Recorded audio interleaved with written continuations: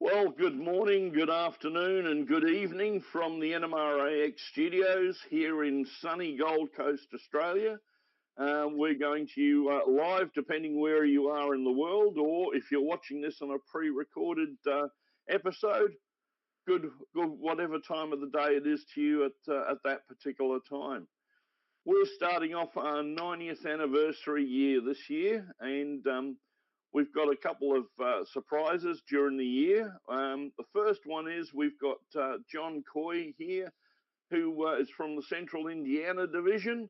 He's had a big day already because he's been to a train show and he's packed up and he's headed home straight away to give us a bit of a talk on the 90th anniversary of the NMRA and the formation years.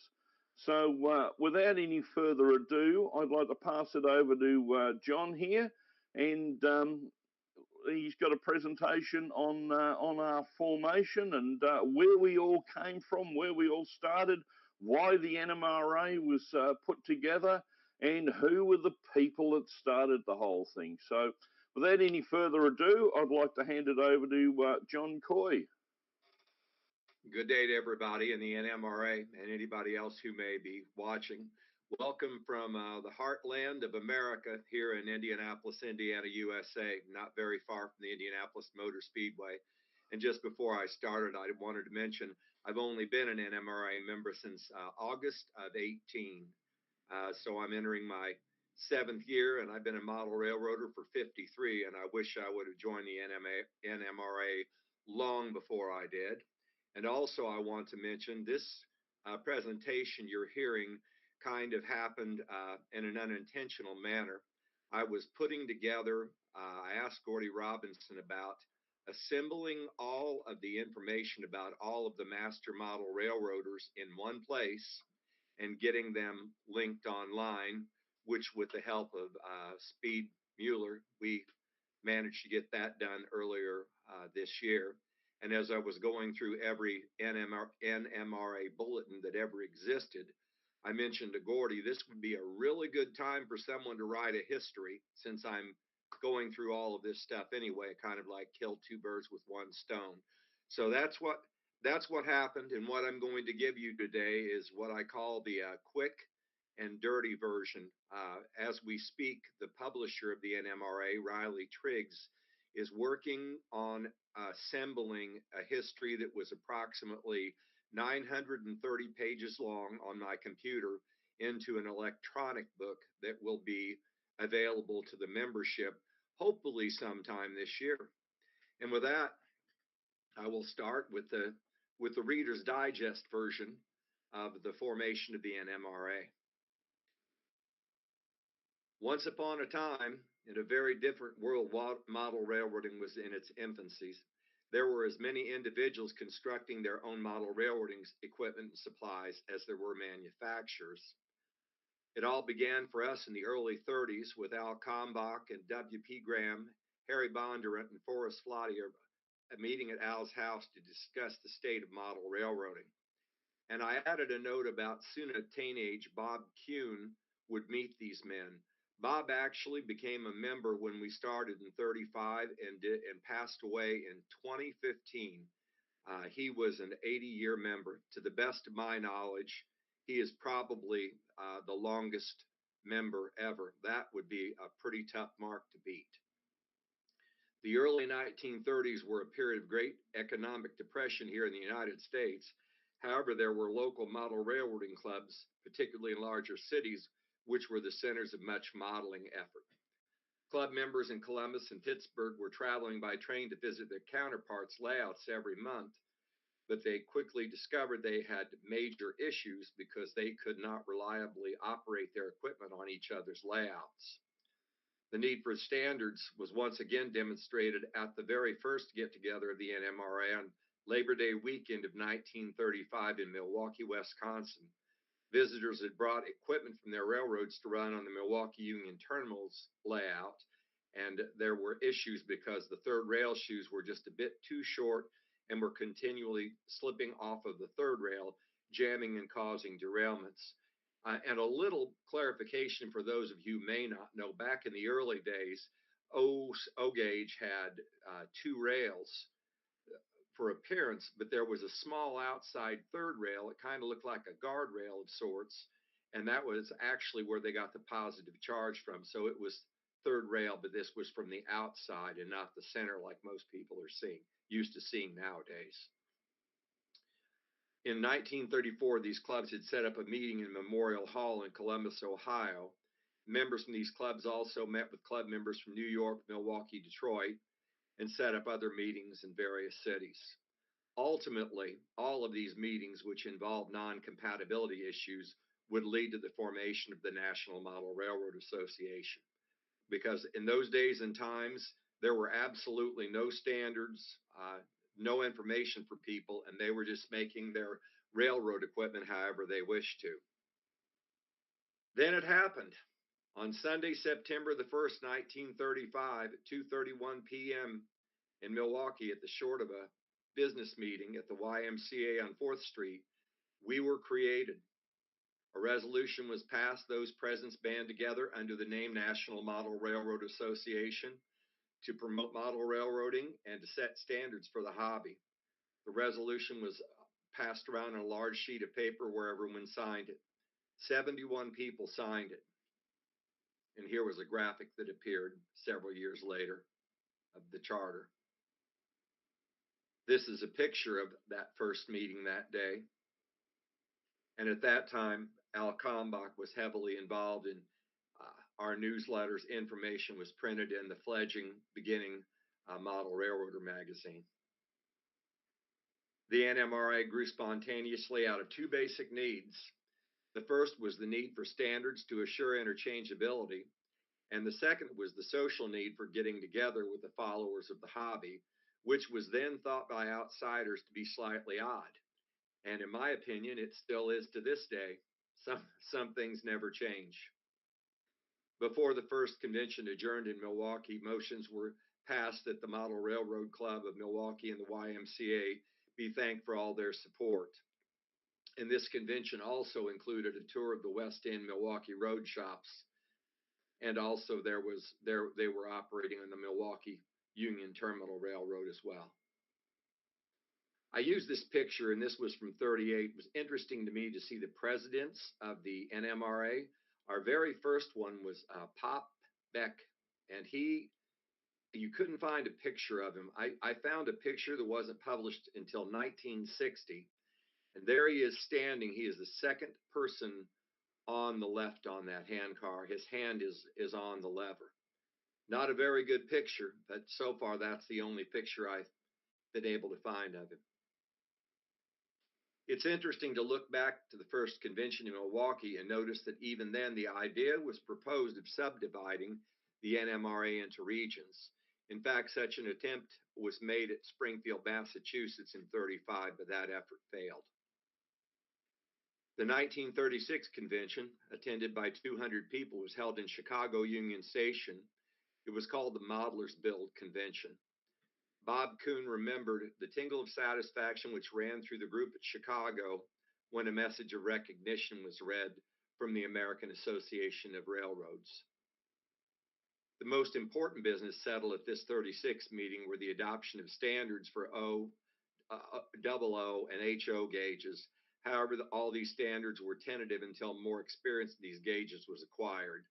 Double O was referred since there was only two double O scalers at that convention. In addition, in 36, bylaws and a short, concise constitution were adopted. Several manufacturers attended these meetings and were very cooperative, stating that while this may cause additional expense, they would surely live up to the newly proposed standards. Also published, actually, this photo is from the 1960 Silver Anniversary Journal, and this showed a picture of the officers in 1936. Tomlinson was secretary, William Rao was the treasurer, Forrest Lautier was our second president, and Perry E. Dorrance was the vice president. It was amazing to have pictures from back then. And this was the earliest known member photo taken in 1936 in Chicago. Also, this was published in 1960 in the Silver Anniversary Journal. Model railroading really started to come into its own at the Detroit Convention in 1937, when a writer appeared from Time magazine and a sympathetically written story of our hobby appeared for the first time in a national publication. The 1937 convention recognized that NMRA had many Canadian members. Therefore, there was a discussion of a name change to the American Model Railroad Association, but that name was already taken. Therefore, it was agreed that the name would remain the same, with the understanding that Canada was in the field of organization. The 37 convention was also one for the ages, as it introduced to the National Model Railroad Association our logo and pin, which continue on to this very day.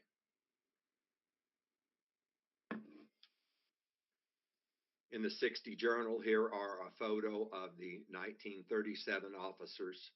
Albert Cam was vice president, William Rao was president, W.L. Tomlinson was the treasurer, and G. Cruz Jr. was the secretary.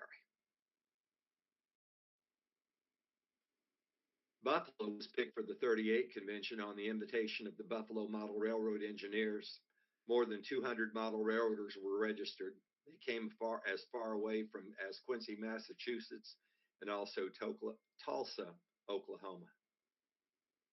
A very important change was made to the Constitution and bylaws in 38.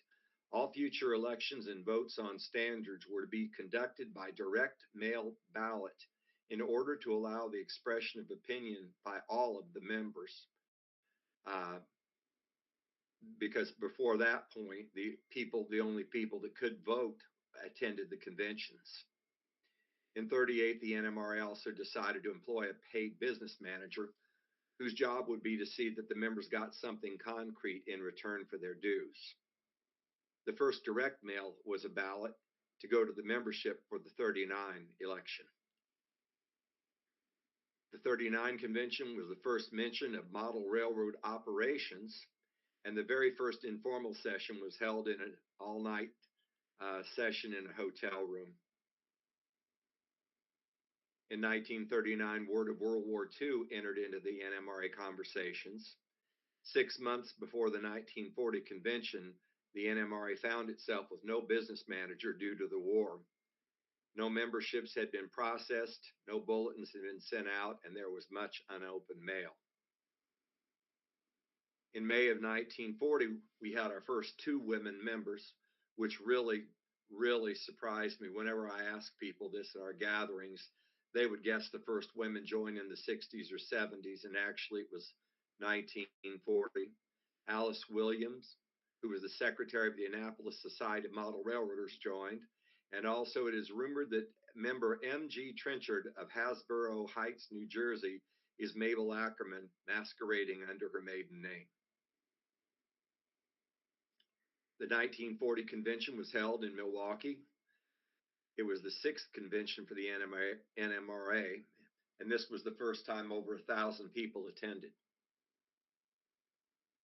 For the first time in history, an attempt was made to take care of the wives and girlfriends of participants. The Women's Auxiliary of Model Railroad Club of Milwaukee did itself proud by arranging women activities. The 1940 convention was referred to as a battle royal. There was a huge heated disagreement concerning HO couplers. There was a very wide range of opinion on the 4 types of couplers which were identified at that particular convention: dummy couplers, automatic couplers, scale auto couplers, and freelance auto couplers. And the battles about the couplers and what the standard should be raged on for years. Because of a mix-up in Peoria, Illinois,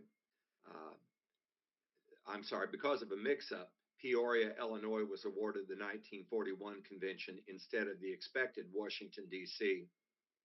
Therefore, the bylaws were amended to establish the rotation of the National Convention between geographical areas, a practice which still is followed to this very day. Al Kalmbach played a major part in the National Model Railroads Association beginning and survival. That's the understatement of any year, of any lifetime. He is also, of course, the creator of Model Railroader magazine. He stepped in to take over the business manager's position, and it was under his publishing company's direction that everything came to a head about the coupler issue. On March the 7th through the 9th of 41, in Washington, D.C., the eastern region of the NMRA was convened under the auspices of the Metropolitan Society of Model Engineers. This was the first of a number of regional meetings which various local societies would sponsor in an effort to bring the NMRA much closer to its membership. In 41, membership had reached 1,350 people.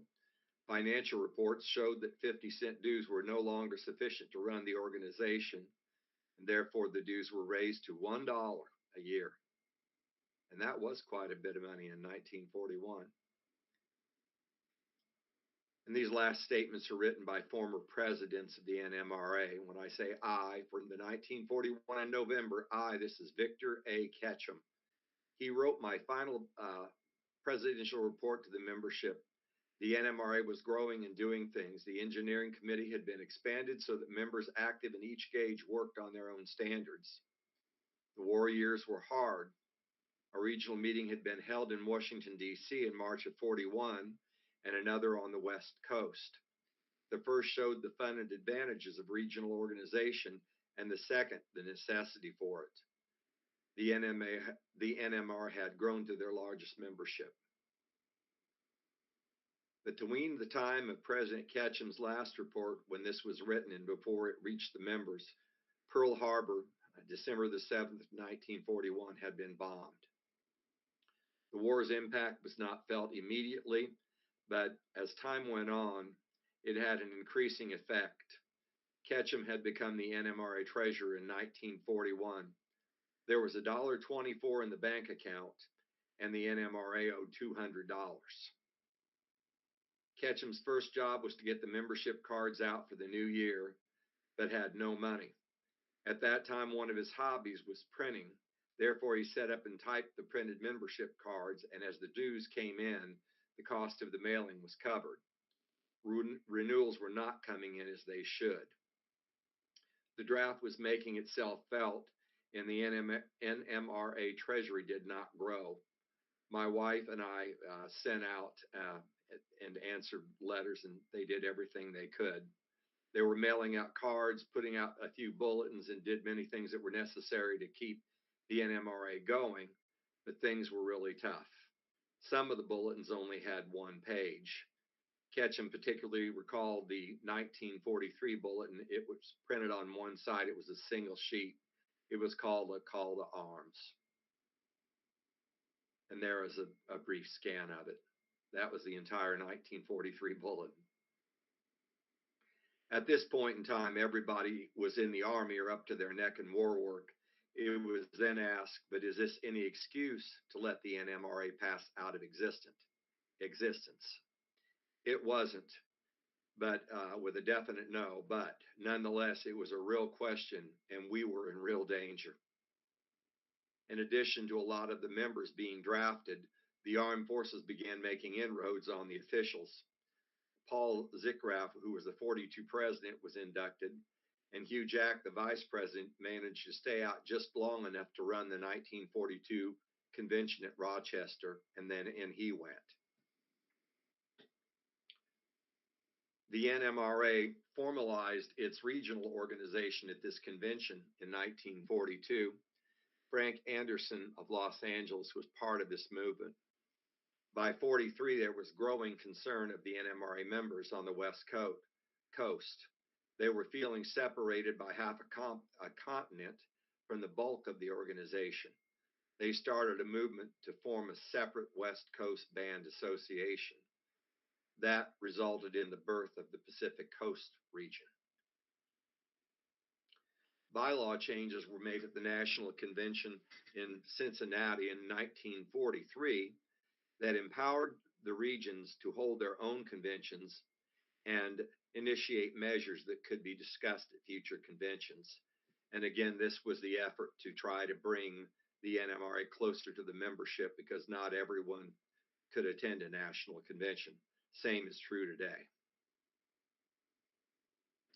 Adrian Busey, president, and C.L. Bandy, vice president in 1943, both went into service before the end of their terms.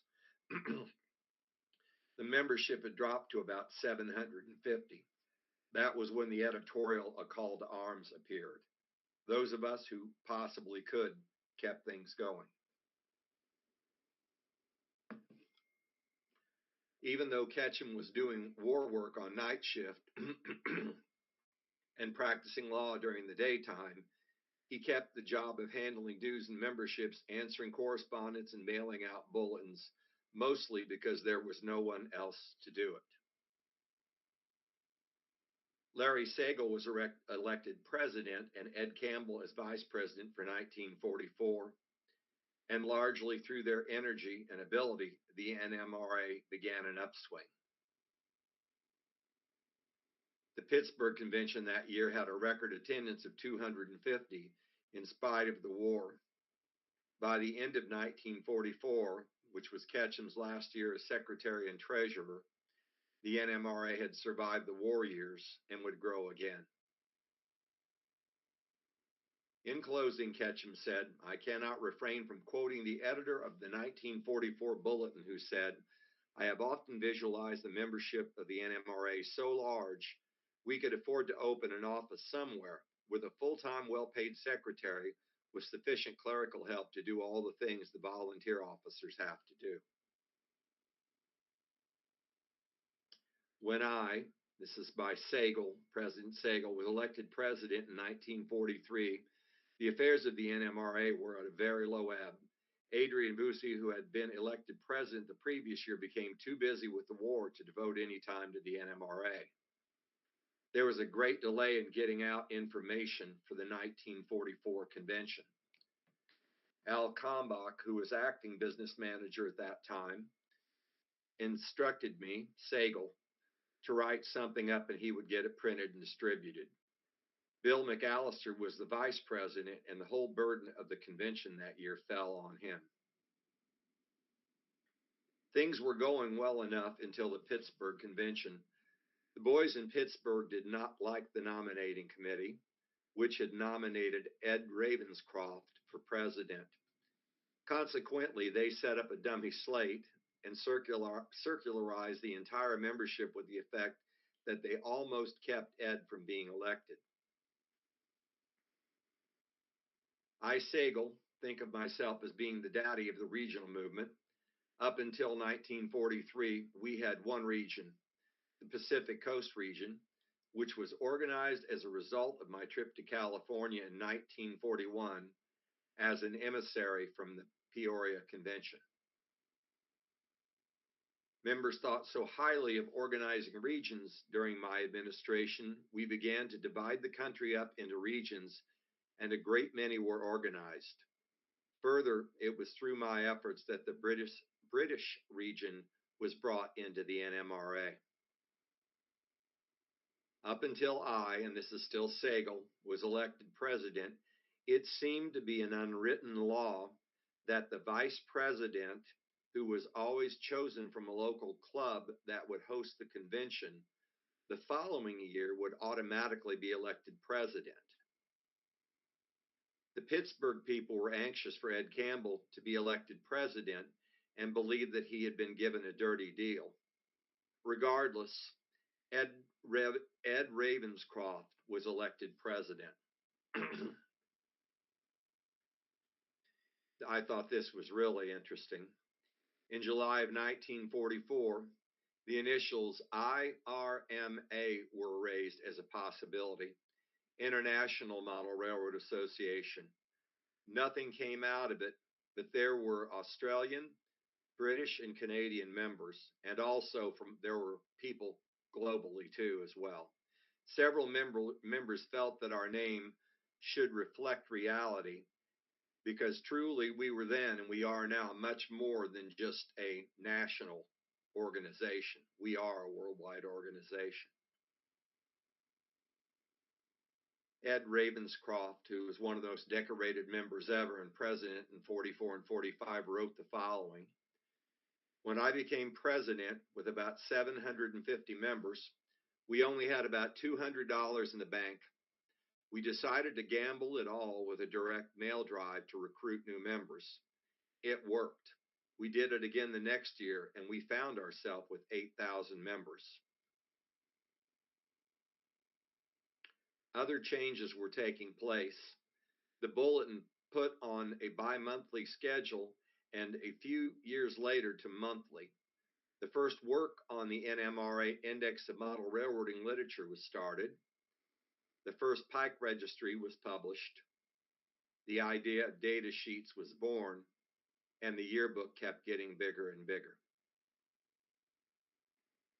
Through all this activity, it became apparent that a strong central office with a paid manager was needed to ensure materials were mailed on time, letters were answered, and the membership service in general was coordinated.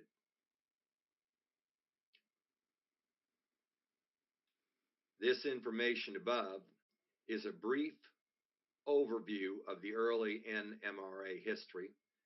Everybody in the NMRA owes a tremendous debt of gratitude to the membership in those early days, because as we brushed over in several places, there were times when the bank account was almost depleted and everyone was stretched thin because the war was going on. And we were very fortunate to have survived those very difficult and challenging times in the beginning.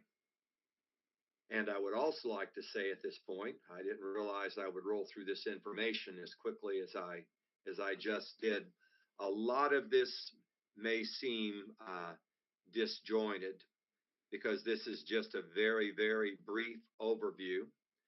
And for those of you who are interested in learning and hearing a much more detailed account of this, please be patient and wait for Riley Triggs, our publications chairman, to get this all of this history information put into electronic version, and that way you will be able to read through it by yourself. And with that point, I'm sorry, I was told about 45 minutes. I'm at approximately about 31 minutes right now, 5:31 p.m. You're Any discussion? fine, John. I've got a few questions and bits and pieces. That was, first of all, I must say that was fascinating. A brief outline of how it got started, and the fact that when we got to the war years, I mean, we got down to virtually no members. We had one person basically running the whole organisation, and the fact that the whole thing could have all fallen in a heap in the early 40s, and then after that, how it accelerated and took off. I mean, going from 750 members to 8,000 in a period of a year or two, I think is totally amazing, and we should take our hats off to those people that were running it at that time, and the work they did to keep the organisation together through those most difficult times. I mean, worldwide, all organisations would have been facing the same kind of problems. But yeah, so the start of the whole organisation was basically due to a couple of clubs getting together, and their trains would not play nicely on each other's layouts. And so yeah, that's how the organisation all got started. And those photos that you've dug up of the very first meeting, I think, are quite amazing. One of the things that just really struck me, though, was the part in the mid 1940s or early 1940s, 43, when the bank account was almost depleted, and they decided to risk it all on that membership drive, and mail that out, and they went from next to nothing to almost 8,000 people in a year. I'm surprised and glad they had that much success. I shared that with Gordy. I said, I don't know who they targeted or who they used. I mean, that information, I've not run across it, but that was amazing. And then I think about the person who was the membership person at that particular time getting that many memberships in that short of a span of time. And they're doing everything on paper because there's no Yep. such thing as a personal home computer. I don't know how they did it. I just Exactly. don't know how they did it. Yeah, exactly. That to me was an amazing thing that I dragged from your presentation was the fact that within a 12-month, basically a 12-month period, they went from 750 to 8,000. I mean, and to do that in that time when basically you've got snail mail and that was the technology of the day. I mean, you didn't have. I mean, you didn't have really TV or any other kind of way of getting the message across. It would have been all word of mouth or just mail out. And we've all in our times of working within the organisation known that mailing things out, you send it out, and then hopefully somebody actually reads it and then gets back to you. And by the time that correspondence gets out there, and then by the time it gets back, that could be 2 months, it could be 3 months before you get that reply. And to do all of that work in that time was truly amazing. Yeah, we're blessed. We're blessed to be in these days and times, just like we're doing right now. These web-based presentations, because of course, not in 1990s before. I mean, there people just they didn't. I mean, none of this existed. I mean, they did not have the advantage of these immediate communications. And I'm just I'm just about to become the president for the Midwest region in May. May of 25, I'll actually become the Midwest region president. And reading through all this, I think to myself, back in the days, I don't know how it is in Australia or the UK, but phone calls here in America in those days, long distance phone calls, they were expensive. Oh yes, I mean, yes, people, I remember having to wait until like 9 or 10 o'clock at night when it was less expensive to call people. But for the regional boards and the national boards to get together and to communicate, and I mean relying heavily on snail mail, and I mean, and then the members that were in the organization who may have been overseas communicating with the British region. I don't know yeah, how long in those days it must have taken a piece of mail from the British region yes. to reach somebody on the national board in the states. Exactly. I mean, like you said, with the telephone conversation between areas. I mean, it was only 30 years ago that we here had long distance telephone calls between where I live and Brisbane, which is only an hour's drive away. For me to ring someone in Brisbane was a long distance phone call. And we're only talking about 30 odd years ago. So yeah, the effort now that we have in being able to communicate with each other. I mean, look what we're doing now. I'm sitting on the Gold Coast on the other side of the planet, talking to someone in Indiana about how they built the membership using snail mail and letters. But yeah, it's that's totally amazing. The other thing that I pulled out of the conversation that we've had is Bob Kewen, the teenager that joined back in the very first meetings, who was our 80-year member. I don't Yes. think there's anybody that has beaten that or come anywhere near close to that. Well, we've got there's a gentleman, I can't think of his name off the top of my head. He is Master Model Railroader 14. I know that. And they wrote about him, I know, in a recent magazine within the last year or two. Yeah, I wish I could come up with his name. And I think he's crossed over into 70 years. right. So he's I think he's getting in the close. 70-year range right now. Yeah, And that is that is that that is. is Yeah. unimaginable to me. Yeah, that is totally amazing. I mean, yeah, he's been a member of this organization longer than I've been on the planet. So Yes. yeah, that really hits at home on some of the memberships that we've had here. But it would have been interesting for Bob, I mean, to see how the organisation had changed from those very first meetings up until I think you said he passed away in 2015. Yeah, I think it was September or August, and there were a couple of pictures at him at national conventions Yeah, right around that time. I know he got some kind of special recognition lifetime award. I can't quite, and yeah, that's all in. It's all in the history. It yeah, probably will. It's all in the history book.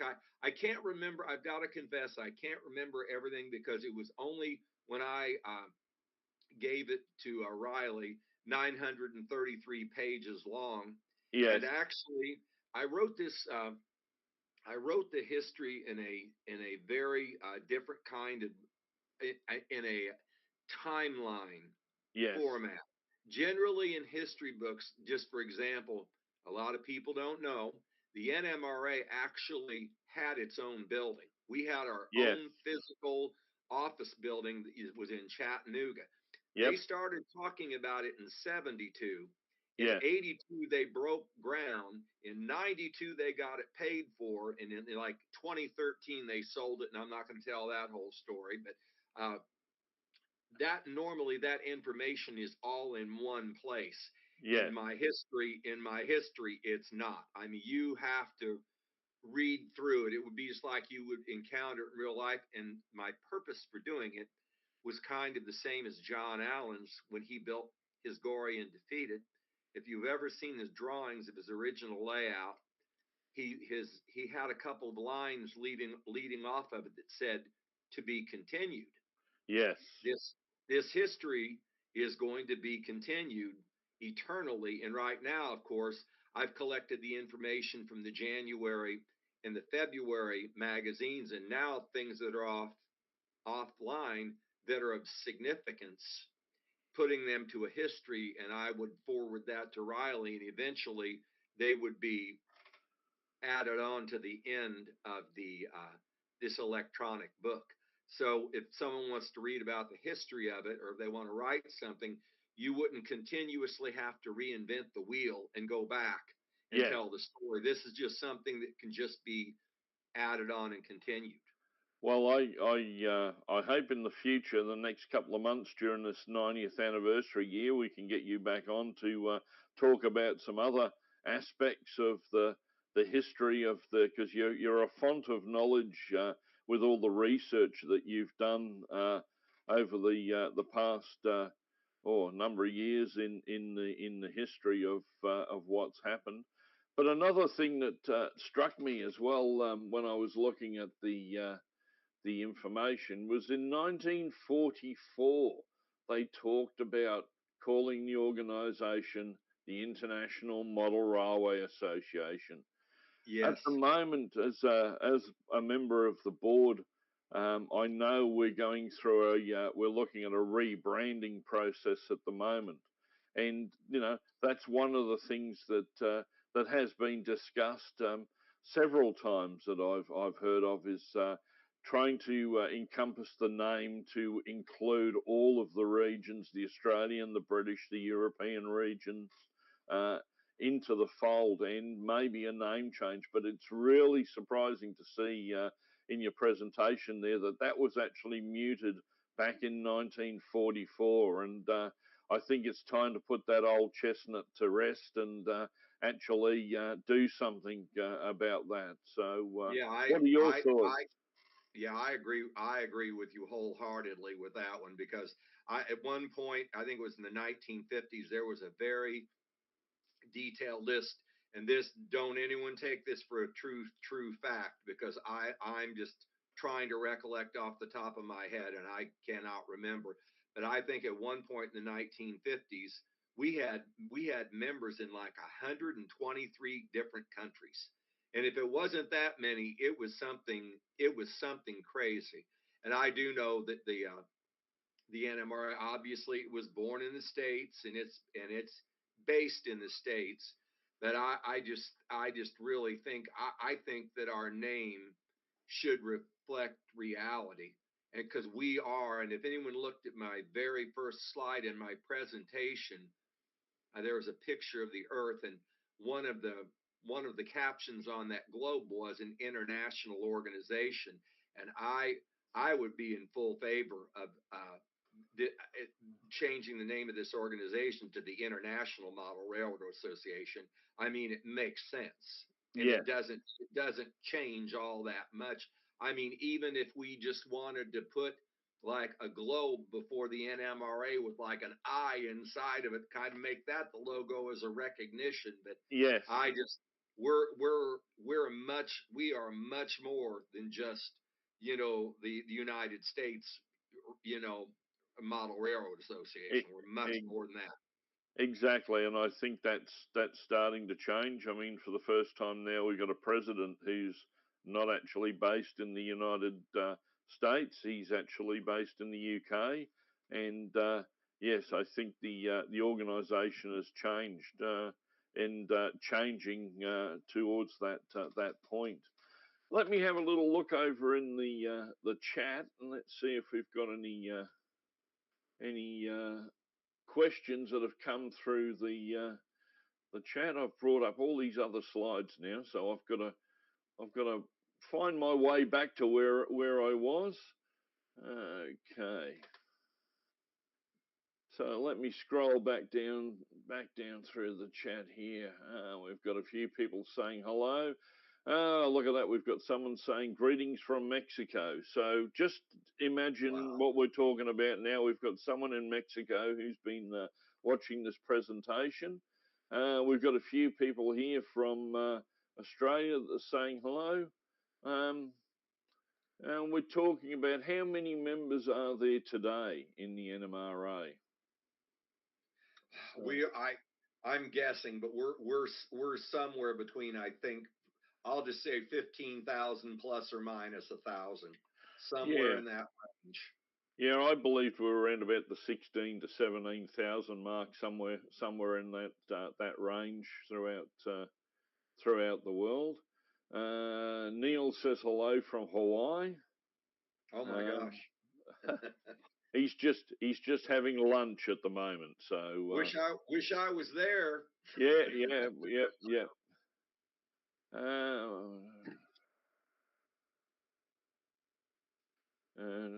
What's the most important? Someone's talking about the price of trains, but I think that's getting into a political realm, not so much to the NMRA, but what's important for the NMRA in 2025. Well, I could say the important thing with the NMRA in 2025 is retention of members and growth of members, and providing more benefits for members themselves. Someone made a comment here about the hobby shop get together. Again, I think that's, I don't know what in the US, but that's something in Australia that's kind of waned in the past. There was a time when we all used to get together on a Friday night at our local hobby shop and sit there and drink coffee, and 9 times out of 10 you'd go there just to say hello to a few friends, but end up walking out with your wallet a lot lighter because you'd end up buying stuff. But I think with the way things are changing these days now, and I'm not going to say the demise of brick and mortar stores, but I don't know what it's like in your area in the US, but where we live in Brisbane, we've gone from about 4 or 5 model railway brick and mortar stores basically down to 1 or 2 that are left. And in Indianapolis here in the 1970s, we were flooded. They were everywhere. They were on every corner, and unfortunately, nowadays they are few and far between. I'm actually an O scaler, and I'm a 3-rail O scaler and a master model railroader, which really makes me really weird and unusual. I'm the third person to become an MMR with a 3rd rail, and my wife is the 5th. Okay. And and she's the only girl. But we have an exclusive O-scale hobby shop in the state of Indiana. We're lucky, and but he can only exist because he and his wife. I give them both all the credit in the world. They are very intelligent business people, and they do 90% more mail order than they Yeah. do store business. But they do have a physical store. It's really nice too. They've got an entire section of their store dedicated to. They have a huge model railroad layout, a huge collection, and every Saturday people are invited and they can come in and run trains. Anyone can come and do it. He is a great champion of the hobby. His name is Steve Nelson. The wife's name is Liz Nelson, and it's Mr. Muffin's Trains in Atlanta, Indiana. And if all that is not good enough, there's actually muffins there on Saturday, and they're good. Well, Just when it can't get any better, yep, it I was does. going to say it's like selling the steak knives. You know, not only can you buy trains, but you can get muffins as well. Oh yeah, yeah. So, But we're the demise of the local hobby shops. They used to be on every corner, and unfortunately anymore, they're just, and it's tough for people to get in from. And just like we did a train display at the Avon Library. We do a lot in the Central Indiana Division. We go to live. We hold lots of public events, and we are constantly flooded with model railroading questions of yeah, all scales and stuff. And I tell these people all the time, I said, if you want to become involved in this hobby, absolutely the best way is to join the NMRA. And here in the Central Indiana region, I'm just positive we are one of the most active divisions on the face of the planet Earth. We're always doing something, and if people have problems, questions, concerns, whatever, model railroading, there is somebody here that can give them some good information and support. of that, yes, that's excellent. Let's have a little look at some more questions that we got here. Get together. Neil was saying it was a time to encourage building things from scratch back then. I'd say yes, most things back then wouldn't have been in kit form. They would have been scratch built, and that's where a lot of our hobby came from. It never struck me until reading the history, but the claim was, and it's logical because there weren't as many manufacturers. They said there were more people manufacturing their own equipment by far than there were people buying from manufacturers. Yes, yes. But the manufacturers really began to grow when the standards came into force, because then they knew they could manufacture a product that could be universally used.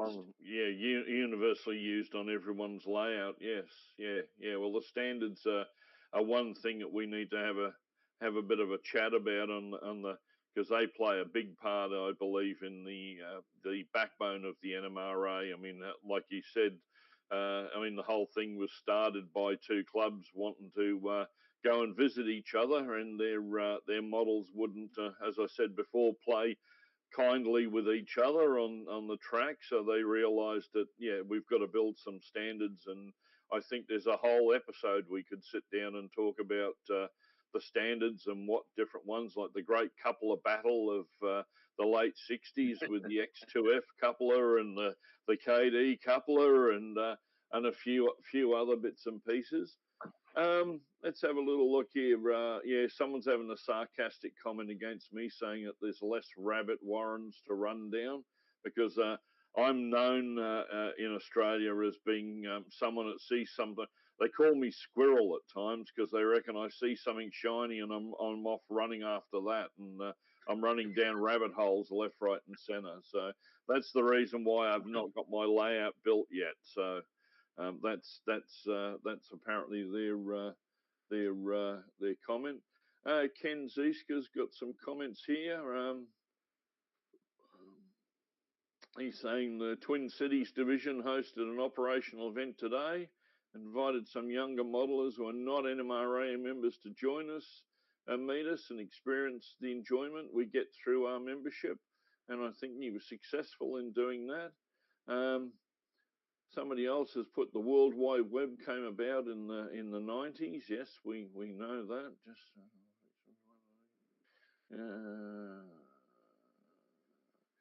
yeah, I was logging onto my college computer from home in 1985. That's correct. We back then, that's when the internet and bulletin boards and all those things were starting to come about. Yep. But it wasn't until probably the 90s that it became common that everybody had information, had systems here. So let me have a little look. I give Gordy all the credit in the world, along with Speed Mueller, our IT chairperson. They do a phenomenal job, and they have embraced this technology, which even an old war horse like me, I can see the writing on the wall, and we need to get younger people into the hobby. This is definitely a way to do it. And I will admit, when it first started coming out, I wasn't all that excited about it. But I'm the first one to heap praise today, because it's just hard for me to believe I'm sitting comfortably in my office here in the middle of central Indiana, and I'm having a chat with a gentleman that's in Australia, in another world. And it's just unbelievable. Not only that, but we're in the future. So even because at the moment with you it's Saturday night, but with us now it's Sunday morning. It's 8:30 Sunday morning. So you're not only you're talking halfway around the world, but you're talking into the future. So yes, if you want, I can give you the lottery numbers later on, and you can maybe get a ticket in, and you'll be right. Let me just go back to here and have a little look. So yeah, so the photos that you picked up, I mean, there's some sensational photos in that presentation. There's one there of the presidents on that rail cart. I was going to say maybe we could actually get some of our past presidents that are still alive now and get them on a rail cart and get them to do a similar photo. We might be able to do something like that when we're all together over in Novi this year at the convention, and yes, and maybe simulate that. But some of the photos that you had there, where did you find these photos? Does the NMRA have a repository of images? There was a special bulletin that was printed in middle 1960. It's called the Silver Anniversary Edition Bulletin. It's not one of the regular monthly, and that is where all of those photos were at. And I was just absolutely thrilled when I brushed through there and found those. Yes. It's amazing looking at that one of the very first meeting held in Milwaukee on that Labor Day weekend in 1935 of everyone sitting there, and everybody is in a collar and tie. There's a lot of people in the early days, and they were always wearing a suit. I shouldn't say this on this video. I shouldn't say it, but last year we had a special get together in the Central Indiana Division for the 89th anniversary, and we had it actually on Labor Day, and we were planning to do it again this year, but Gordy announced in the magazine last month, he'd like to see the other regions, do a celebration on the actual day. And on Labor Day this year in Carmel, Indiana, we're going to have Fred Soward, who is the Central District Director. Yes. And we're going to have, Ray Persing, our brand new national chair. They're going to be our keynote speakers, and we're having lunch. And then we're going to go visit a layout in Carmel, not far away. And this has got to be one of the largest privately owned layouts in the world. It's 2,800 square feet. The gentleman that owns it is Dan Heinel, who is Master Model Railroader number 700. And he is a fabulous fabulous members of the NMRA. They continuously have operating sessions on that layout, and people from all over the country, and I'll bet you over the world, have visited that. But that's what we're going to be doing on Labor Day this year in Carmel, Indiana. Well, that sounds like something, if you're in the area, to get there and have a look. I'm a bit jealous because it's a little far for me to get. If I'm coming, I better start swimming now if I'm gonna get coming, because it's a bit of a distance for me. But the other thing that got me as well in the formation. Gents, are we live? Yes. I don't want to interrupt, but we have to get the next people in. We do. I was just going to finish with this last comment and then say goodbye to John. But I'm staying on. I was heaping praise on you, Speed. You should have been here earlier to hear it. I was listening on YouTube. Don't worry. Thank you. Don't tell him. Don't tell him that. You'll get more and more in there anyway.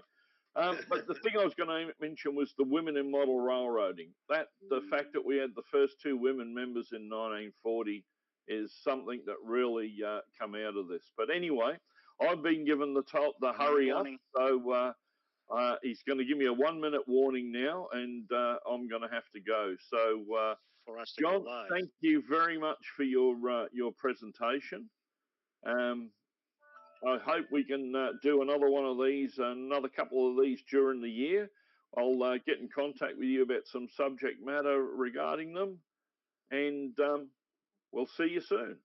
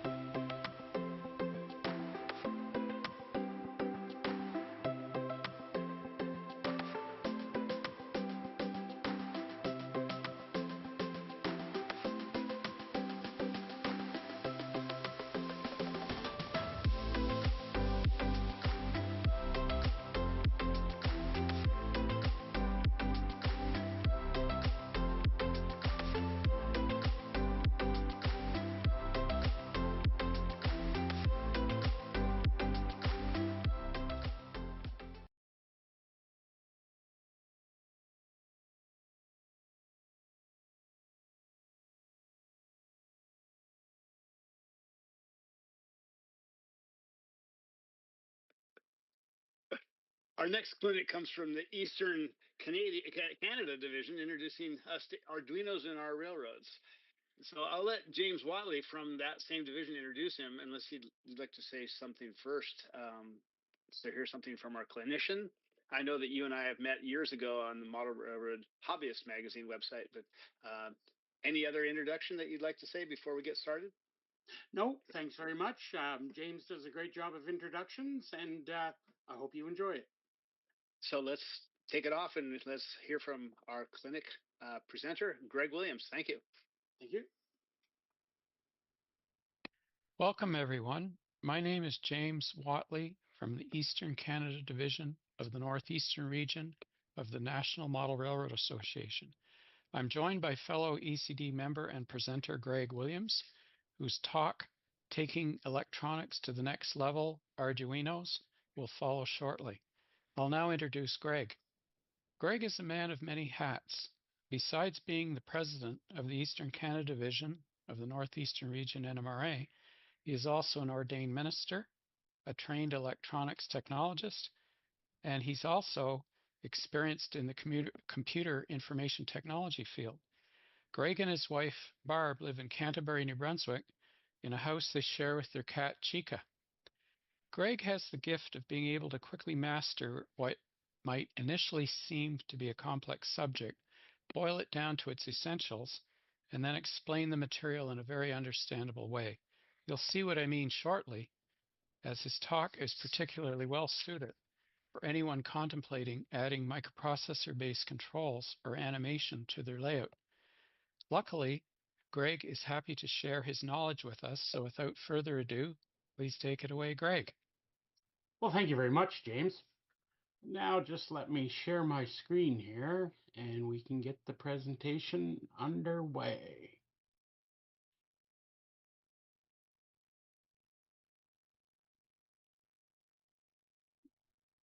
Oh, there it is.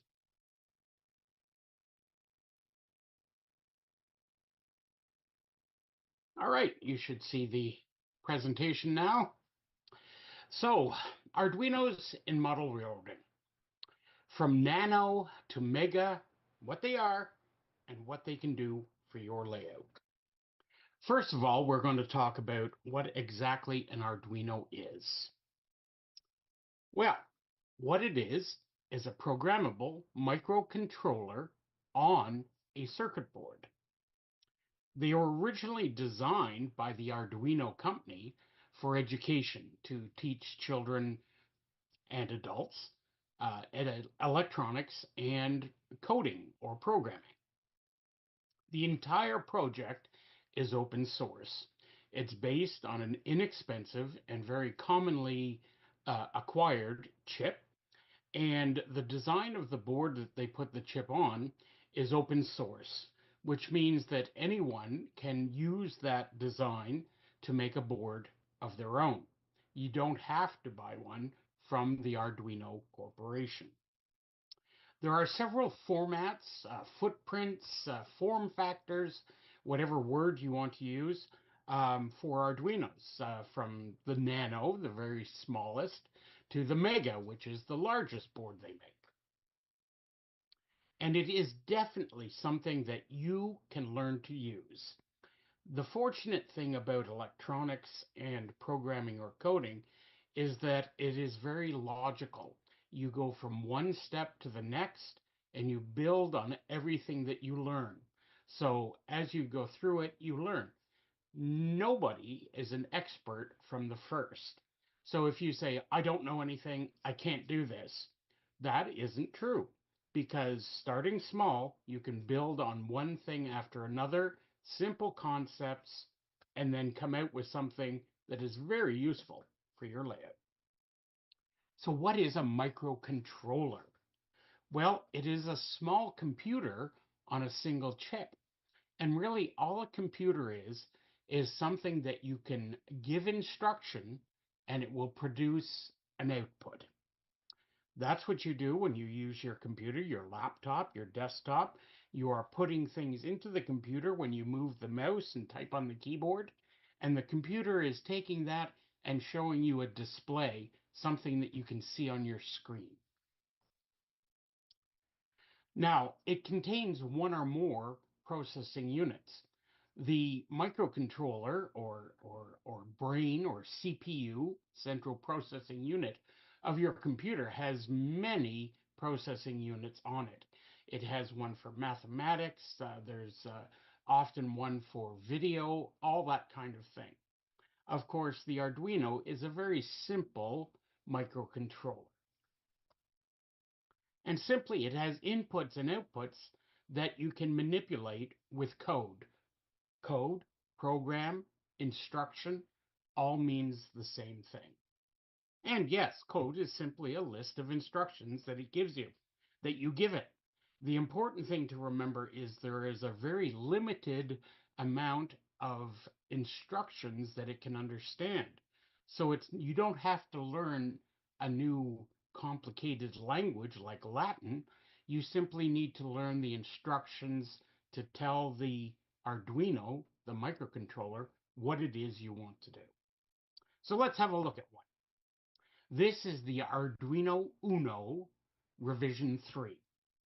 The most common Arduino out there, not necessarily the most inexpensive, but it does so many things that this is the most common one, the first form factor that they designed, and it is in thousands and thousands of schools, education, and anybody can buy one of these, very accessible.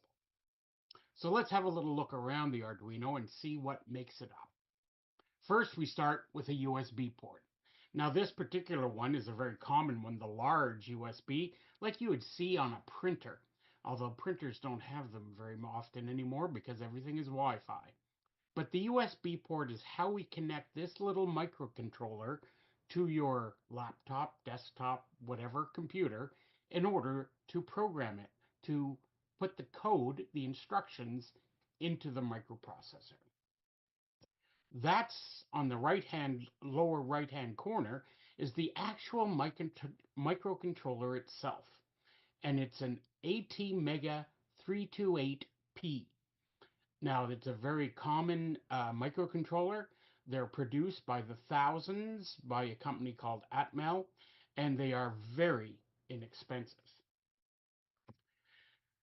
Lower left, we have the DC power jack. Everything runs on electricity, so we have to give the Arduino some power. It can be powered by the USB port, but if you don't want to leave it connected to your computer all the time, you can power it by the DC power jack. On the bottom, you'll see power and ground pins, and you can power your Arduino this way, but it isn't recommended. What these power pins are for is for powering other things that you can plug into the Arduino, such as sensors and anything really that you need to power in order to interface or connect it to your Arduino. And of course, you can't have power without ground. In the lower right, we have the analog pins, and you can see that there are 6 of them. We won't get into what analog means at this point. We'll talk about that later. But this is an input, a set of 6 input pins. On the top, we have digital I/O, digital input output, which we refer to as I/O. Now, I mentioned that there were different footprints or form factors for the Arduino. Let's take a look at a few now. Now we have the Nano. The Nano family is a set of boards with a very tiny footprint, and it is packed with features. There's a Nano for almost every application. The MKR.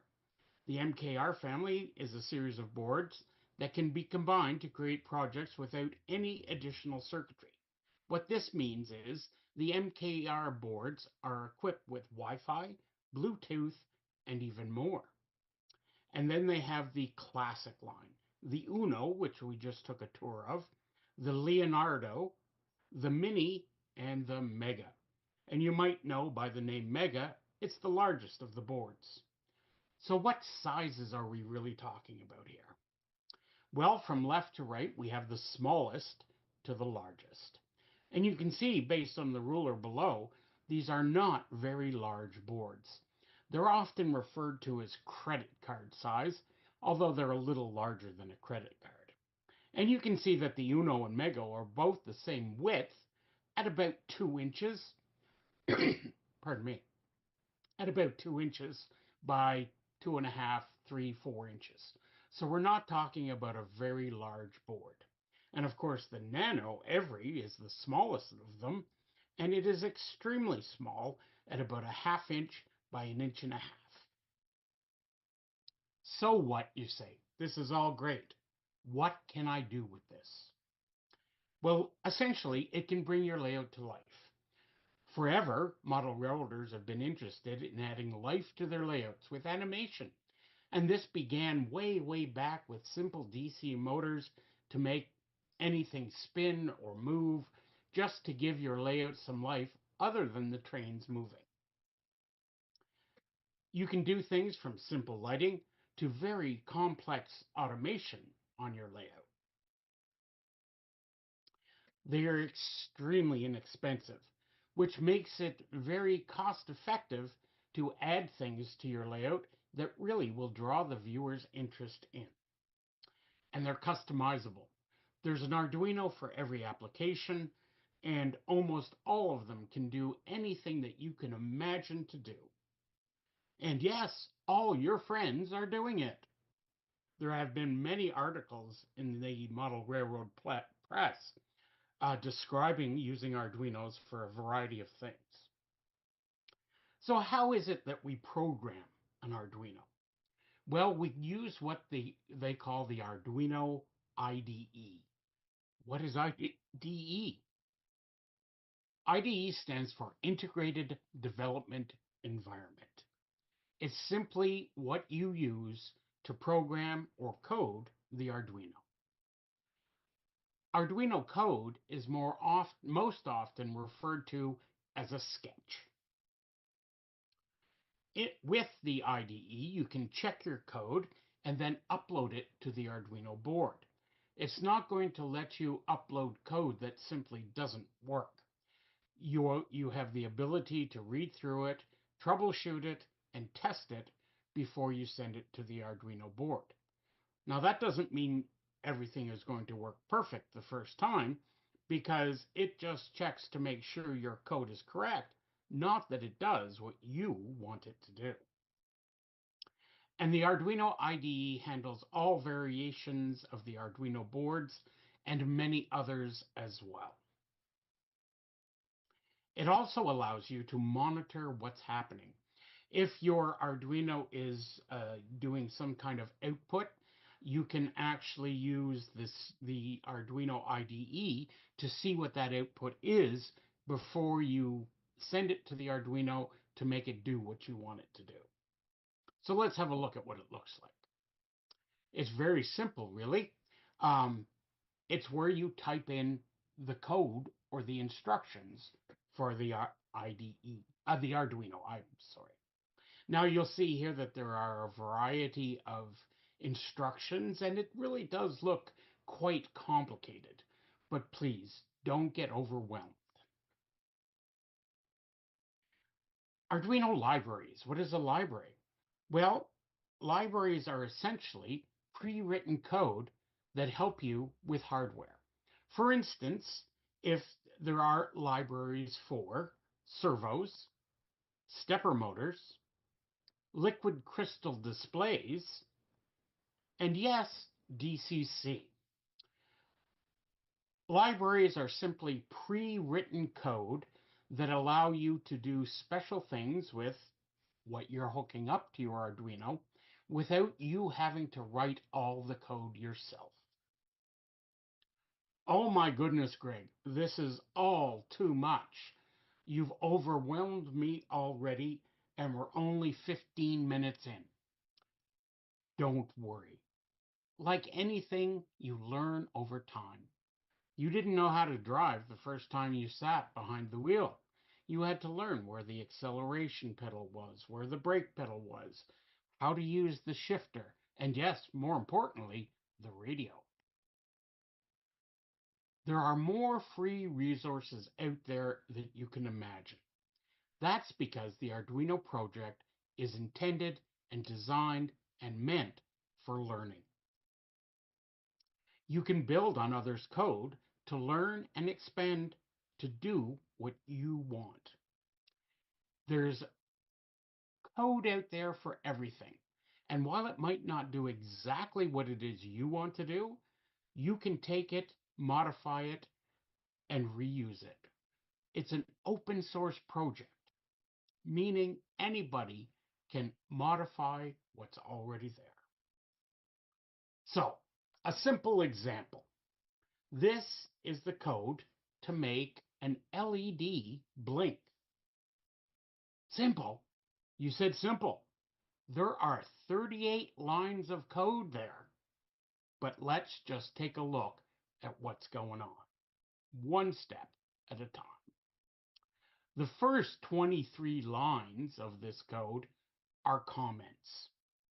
A comment is simply anything that you want the person who is looking at your code to know. So you'll see here that there is a forward slash and a star at the top, and at the bottom on the 23rd line, there's a star and a forward slash again. Everything that's between those two lines is ignored by the Arduino. It doesn't do anything with it. That is there simply for our information.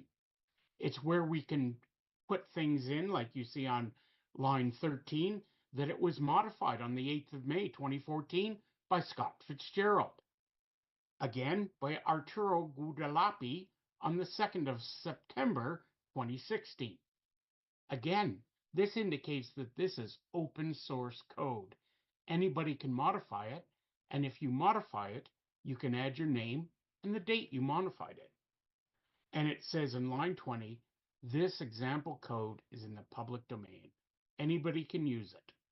And on line 22, there's the address to the website where this example lives.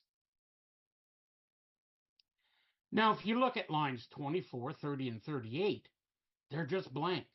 That's formatting, so to make things look neat. I've highlighted them there in red. Now we have these double forward slashes. What do they mean? Well, if you just have one line where you want to put a little note to yourself or to somebody else, you can use the double forward slashes. It's a different way to comment than the forward slash and the star that we saw earlier. Now, void setup with two brackets. This is in every sketch. It's simply the code that sets things up for what you want your Arduino to do. And void loop, similarly, is in every sketch. And it is where you put the code that tells the Arduino what it is you want it to do. So the only real commands here are lines 28, 33, 34, 35, and 36. 5 lines of actual instruction. Here's one that's slightly more complicated. Oh my goodness, Greg, you're talking about 130 lines of code? That is impossible. This is simply a larger sketch. And no matter how complicated looking a sketch is, the exact same format is used. There are commonalities in every sketch. Every line builds on the previous. The amazing thing about an Arduino is you can make it do more than one thing. You can have an input for several things and an output for several things. And as your code goes through, step by step, line by line, different things will happen. You simply learn one piece at a time, just the way Johnny Cash built his car. A case study with LEDs. We'll start simple with that flashing LED. If we look at how we wire it up, there isn't much to it. We have a ground, got to have ground, and we have an output, and that's attached to pin 13 of our Arduino. To the right, we see pin 13, which is going to control our LED by applying a current to it. And you can see that it goes through a resistor. That's because we need resistors to protect the current of the LED so it doesn't blow up. And then the LED itself. The positive lead and then the negative lead simply goes to ground. So let's look at that void setup again. So void setup, pin mode, LED built in, output. That means that we're going to set pin 13 of the Arduino as an output. We're going to send a signal out on that pin. We have to tell the Arduino this is what we want. This is the mode that pin is. It's not looking for input from us or from another sensor, but output. And here's the void loop where we put in our actual code. Digital write, LED built in, high. High means a positive voltage, likely 5 volts, which is what an Arduino board like this uses. So we're going to tell it to go high, which means in digital terms, 5 volts. Then we're going to wait for 1,000 milliseconds. Then we're going to tell that LED built in to go low. So we're going to drag that pin 13 to low or 0 volts. Turns the LED off. We are going to wait another 1,000 milliseconds. And then because this is a loop, it goes back to the first instruction. So what we're going to see is our LED light blink high, low, on, off, repeatedly until we remove the power from the Arduino. Practical applications. This is great, Greg, but what can I do with it? A blinking LED doesn't do a darn thing on my layout. Well, there is a program or a project called DCCEX. DCCEX started out by a fellow who wanted to automate his little N-scale layout. And so he designed a circuit to use an Arduino to produce the DCC signal that he needed to run his trains. Oh, I apologize. This has grown into the DCCEX project, a bunch of programmers working on an open source solution so that we can run our trains with DCC. A crossing gate with animation and sound. A model railroad speedometer. Servo turnout control. And index turntable control. These are the practical applications I'll show you today. First of all, the DCCEX programming base station. This is a very simple project that I made up. I didn't write any of the code for it. It is supplied by the fellows that make up the DCCEX project. It's a simple matter of downloading their executable file to install the software and then hooking up the power. As you can see, it's very simple. At the bottom of the stack on the left, we have the DCCEX Uno. That's a simple Uno board. On top of that, we have another board called a motor shield. A shield, in Arduino terms, is a board that stacks onto the Arduino in order to get it to do more. In this case, the motor shield is intended to control motors.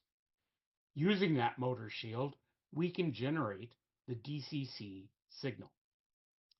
To the right of the little stack of boards, I have a very simple power supply, 14 volts, 2 amps. And as you can see, I paid $5.99 for that at Value Village. And I have a toggle switch. The toggle switch is used to switch my own output between programming and running with the DCC-EX base station. The next evolution to that, a DCC-EX system with a Wi-Fi shield. Now on the bottom here, you can see that I have a much larger board. That's the Mega. One of the features of the Mega is that it has more memory. And the DCC-EX project needs that memory in order to allow Wi-Fi to be added.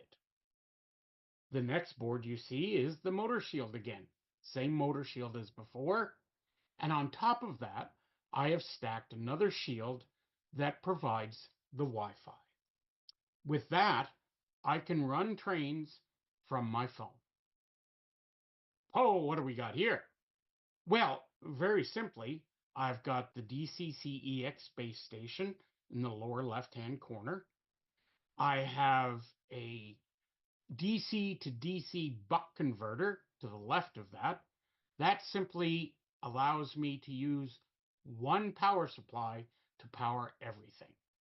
At the top is the power supply that you'll see is an 18-volt, 6.5 amp power supply. The board on the middle right is a 5 amp booster from the NMRA project in the UK. With this, I have a full base station, 5 amps of power going to the layout, and it is all Wi-Fi controlled. Again, Greg, that's too much. I can't do that. You don't have to. The DCC-EX guys have developed an all-in-one board called the DCC-EX CSB1. This is a complete 5 amp booster base station in one board. You simply connect DC power on the DC power jack and you're good to go. You can see that it has two connectors on the left. One of those is to the layout to run, and the other one is your programming output. This base station, ready to go except for the power supply, is going to run about $100. Much cheaper than buying an NCE or Digitrack 5 amp base station system. So here we have the crossing gate with animation and sound. I've got a little video to show you how this works. You can see the locomotive approach from the left. The crossing gates lower, the lights start, and the bells ring. As the locomotive approaches the right-hand sensor, you will see that it clears the crossing gates to allow traffic to go once again. Same thing going back the other way. Now, of course, these are not scale crossing crossbucks, but you can buy them anywhere from several manufacturers that work the same way. Or you can roll your own and do it yourself.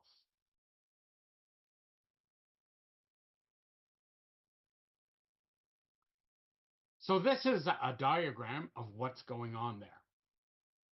It looks complicated, but when you break it down, it's not. In this case, I've used an Arduino Nano. I have power going to it, power and ground, and I use the power and ground pins on the Arduino to power everything. You can see I have 5 volts DC coming in, and then you'll see a red line on everything here. The servos, the optical sensors that I'm using, and the LEDs. The positive, or red, all attaches to VCC. VCC meaning 5 volts. On the right-hand side, you'll see a little device called the DF Player Mini, which is playing the MP3 sound of the bell ringing, which also connects to a speaker. So on the left, we have the sensors that sense the locomotive. At the top, we have the servos that are moving the crossing gates. And on the right, we have the MP3 player to give us the sound. 3 things all going on at the same time. 4 if you count the LED flashings. And in practicality, here's what it looks like on the board. It's not that complicated. 1 wire at a time, 1 step at a time. And this is the underside showing the 2 sensors on the left and the right. The lower right picture shows a close-up of the sensor. This is an IR sensor. IR isn't a perfect way to sense things, but there are different sensors for almost every application. Next up is my model railroad speedometer, which is very useful for speed matching locomotives.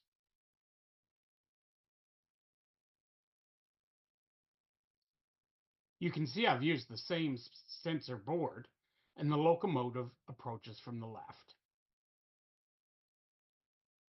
When it hits the sensor, you'll see the display go to speedo timing. It is now timing how fast the locomotive is running. And it shows it will stop when it hits the other sensor.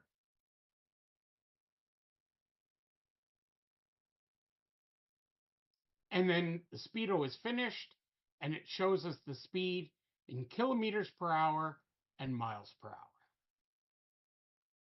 Here's a close-up of what the display is showing. As it waits for the locomotive, it simply says, waiting. As soon as the locomotive hits the first sensor, it begins its timing. And of course, depending on the speed of the locomotive, it takes a certain amount of time to reach the second sensor. When it reaches that, it will say that the timing is over and will display for us what the actual speed of the locomotive is. If we know the exact distance between the 2 sensors, and we know the time it takes, we can calculate what the speed is.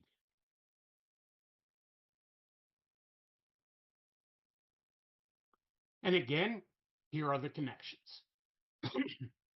This is even simpler than the crossing gate because we simply have the 2 sensors and the output to the display. All those blue wires are already connected. There's only 4 wires to connect for the display, VCC and ground, positive and negative, and then 2 data pins coming from the Arduino Nano telling the display what to do. On the back, all we have is the display and the Nano and a few wires.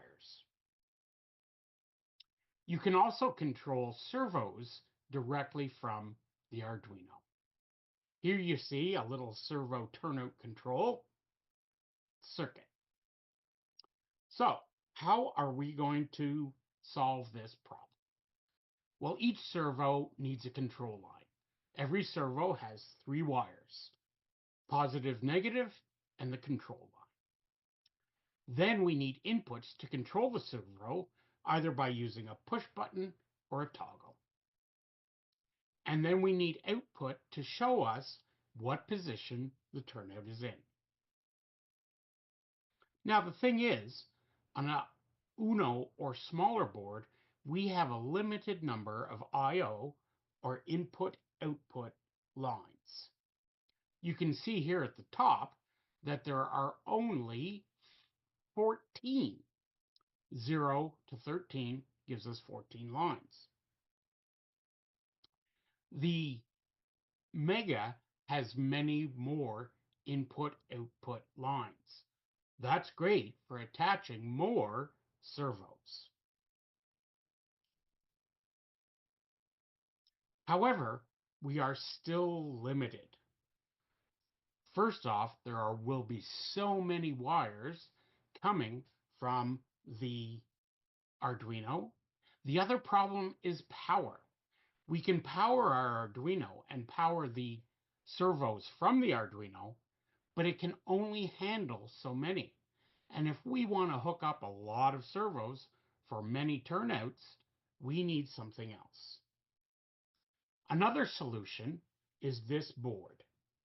With this, we only need 2 wires coming from the Arduino, similar to that display, and then power. And the great thing is we can add extra power through this center power block at the top so that we can run 16 servos on every board. And the servos connect directly to the board on the row of pins at the bottom. And again, separate power, so we don't have to rely on the power coming from the Arduino. And even better, these little boards can be daisy chained up to 62 boards on a single Arduino. Resources. There are many. Here's just a few that I've used frequency. Arduino.cc, the original Arduino page, where you can get information and buy genuine Arduino boards. Hackster.io. Hacking is not a negative thing. Hacking is a good thing, especially if you're a model railroader. And they have a page for the Arduino. DroneBot Workshop. This guy does all kinds of amazing projects with Arduinos and all other kinds of different microcontrollers. He also has a forum with a separate section dedicated to model railroading. Also, ScaleModelAnimation.com. Jeff Bunza, who often is in the MRH magazine online, has done a multitude of animation projects using Arduinos and servos. And I used his code with a little modification for the crossing gate example I showed you. And of course, at the end, we have fancy book learning. One of the greatest books that I've found is called the Arduino Cookbook. It gives you very simple projects based on a variety of sensors, inputs, and outputs to do just about anything that you can imagine you want to do. And again, the great thing is one thing builds on the other, and you can make some very complicated things simply by adding one small piece at a time. That's all I have for you today, and we'll now go back to James. Well, thank you, Greg. That was a wonderful summary of the Arduino, and I really impressed with the way you've presented the subject, because as you say, it's could be initially daunting, but we all had to learn to drive and start somewhere. One of the questions I had relates actually to your last point about the resources. I know at one time that Arduino, under their own brand name, sold a kit that came with a project book in it. And then there were also third-party Arduinos. If someone was totally brand new to the subject, but they wanted to learn, what are your thoughts about, or first of all, is the kit with the book still available? And what are your thoughts about using something like that as opposed to buying individual pieces and looking at online resources and so on? Those kits are still available. I would imagine there's one from the Arduino company. There's one available on Amazon that is quite inexpensive, and it's from a company called Canaduino, and it's a Canadian-based product. And it includes a variety of sensors and outputs. There's a servo in there and a little display. And again, it has a project book, and it will take you through a variety of things to help you learn. And I think that is an excellent way to get started, because you can go through the projects they show, and then you can also build your own things with it later. So it's never a waste. Reminds me of my old Radio Shack 150-in-1 project that got me going in electronics when I was a kid. That's familiar. I didn't have that kit. I had a lesser kit, but it was pretty nice because it came with everything you could do, and it did many things. So it was a wonderful way to learn instead of trying to roll your own when you're inexperienced, you're not sure how to go. But another question I have is, let's say that you start writing a sketch to flash an LED or whatever, and let's say it doesn't work. I mean, I don't know too many people whose first program worked off the out of the gate, but you mentioned that the Arduino IDE checks the code before it uploads it, but are they really checking? I don't think they're checking the external functionality, like exercising the inputs and outputs, or how far can it go in that checking? Well, yeah, absolutely. It doesn't go very far. As I mentioned, it's not going to correct an error in output or input.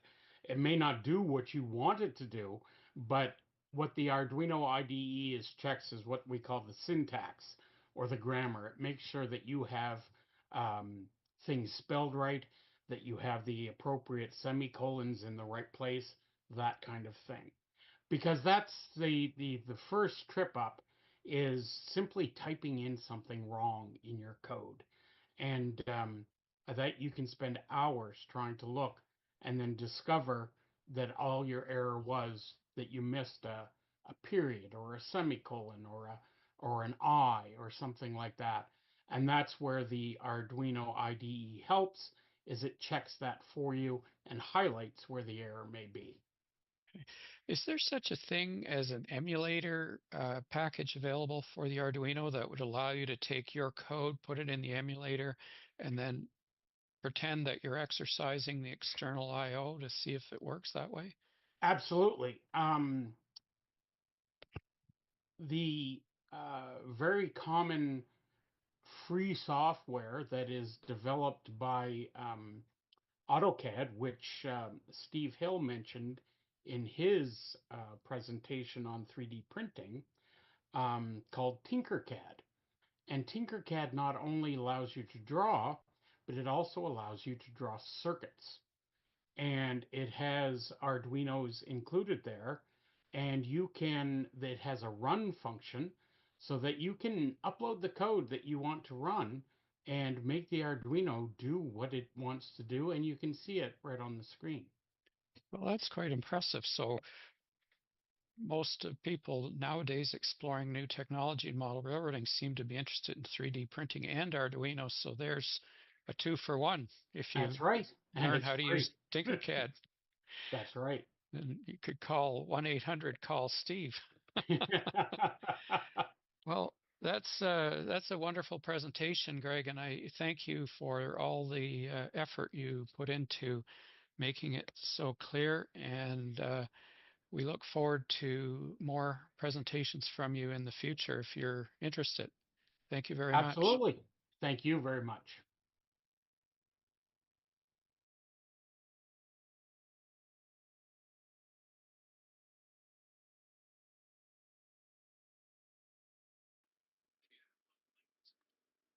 Hey, welcome back, and I want to thank James again if you're watching. A great introduction, and I think Greg, that was a really good clinic.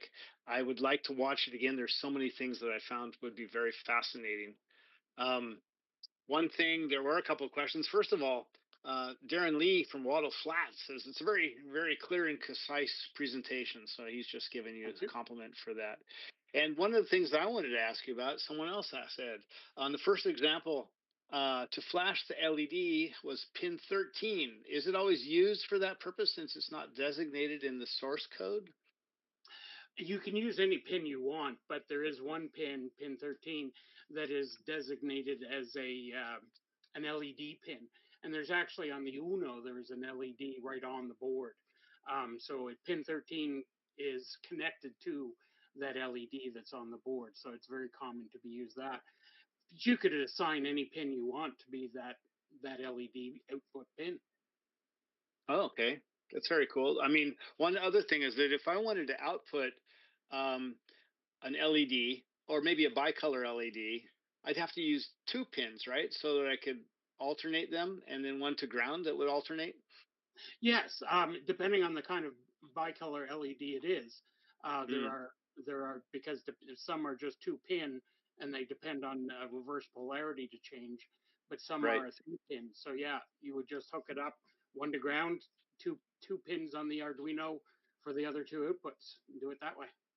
And using pin 13 for that, I found that sometimes my red LED becomes very, very bright, and the green I can barely see. Yeah, that's more of a thing to do with the LED itself, because different colors of LEDs require different currents to light up, and if you're using a single resistor to limit the current, that can affect the brightness of the LED.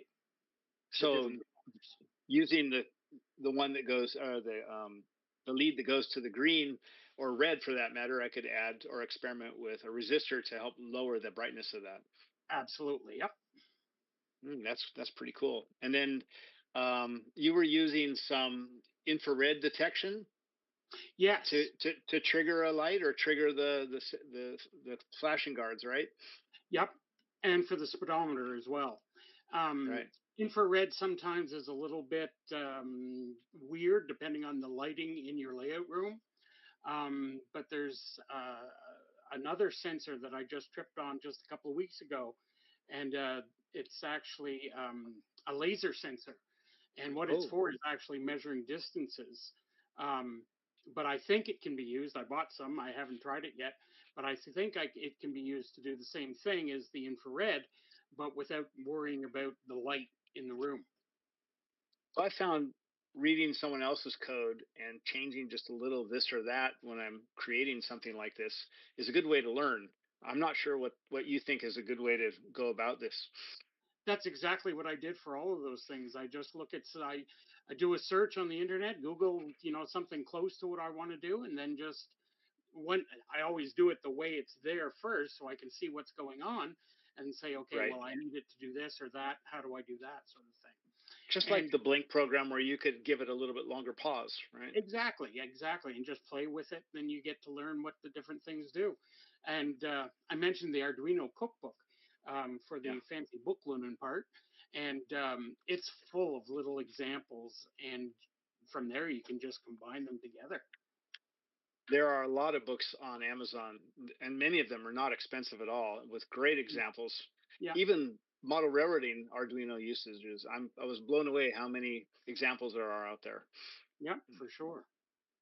So anyway, I appreciate you doing this and taking time to put together a clinic. Do you have any other thoughts or things that you'd like to bring up while we're talking? Well, one of the things that I didn't really brush on too much was the ESP32.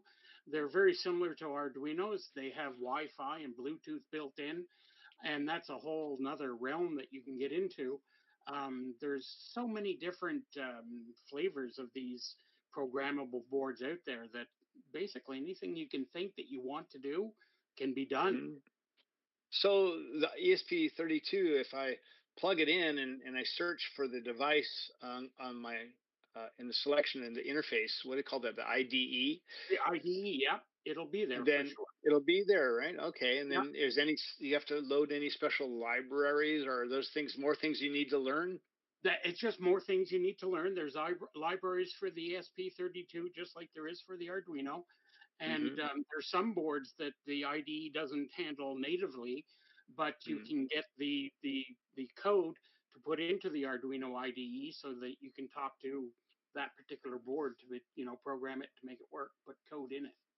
Well, even your speed program, right? You had to use a little display that you have to output to, and it must have some sort of library you need to connect up to make it work. Absolutely, that's all it is the library for that particular display output. Um, Mm-hmm.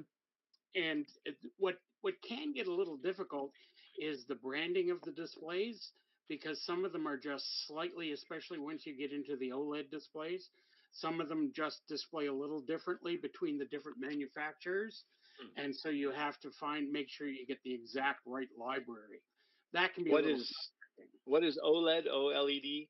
Yeah, it's like it's basically like your television or your monitors now on the computers, but just tiny, like they're an inch by 2 inches, Oh, wow. something like that. Because I was Something playing like your smart watch there. exactly, and because I was playing with one time, and I just was getting weird results, and I dug deeper, and found out that I was using the wrong library for that particular display. Sounds like you have to have a little bit of a dogged nature to be able to stick with Absolutely. it. You got to be willing to search down, but there's so many help sites out there, so many forums where you just say, "Hey, I'm doing this. This is what I got. Here's my code. What am I doing wrong?" You know, as long as you can explain exactly what you have and exactly what the problem you're having, there's a lot of people out there will just say, and it doesn't even matter if they don't know model railroading from anything else because it's all just code. If somebody has questions about this clinic, where's a good place to reach you on the Model Railroad Hobbyist website forum or? Yes, I'm there sometimes. I'm on Facebook and email. I got, always take email. Okay, I don't mind giving that out. It's gregw66@gmail.com. Greg W66. Either that was the year you were born. You do look like a young man. Let's just leave it at that. Better do that. Thank you again, and I appreciate you coming on. We're gonna take a little break before our next guest. Stick around if you can. I will do that. Thank you so much. It's been great. All right, in Hawaiian, aloha. Take care. Greg, or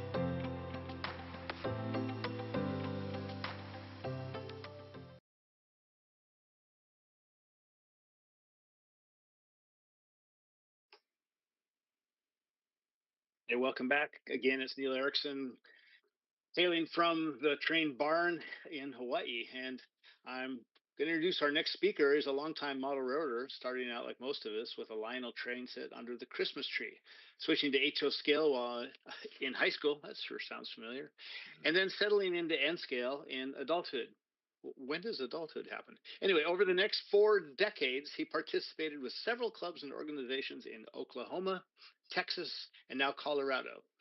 He has presented across the country in a variety of model railroading topics, including the future of model railroading, how model trains are made, and some of you may recognize him from previously worked at Intermountain Railway Company, attending a show across the country. This sure sounds like Michelle Kempema's introduction.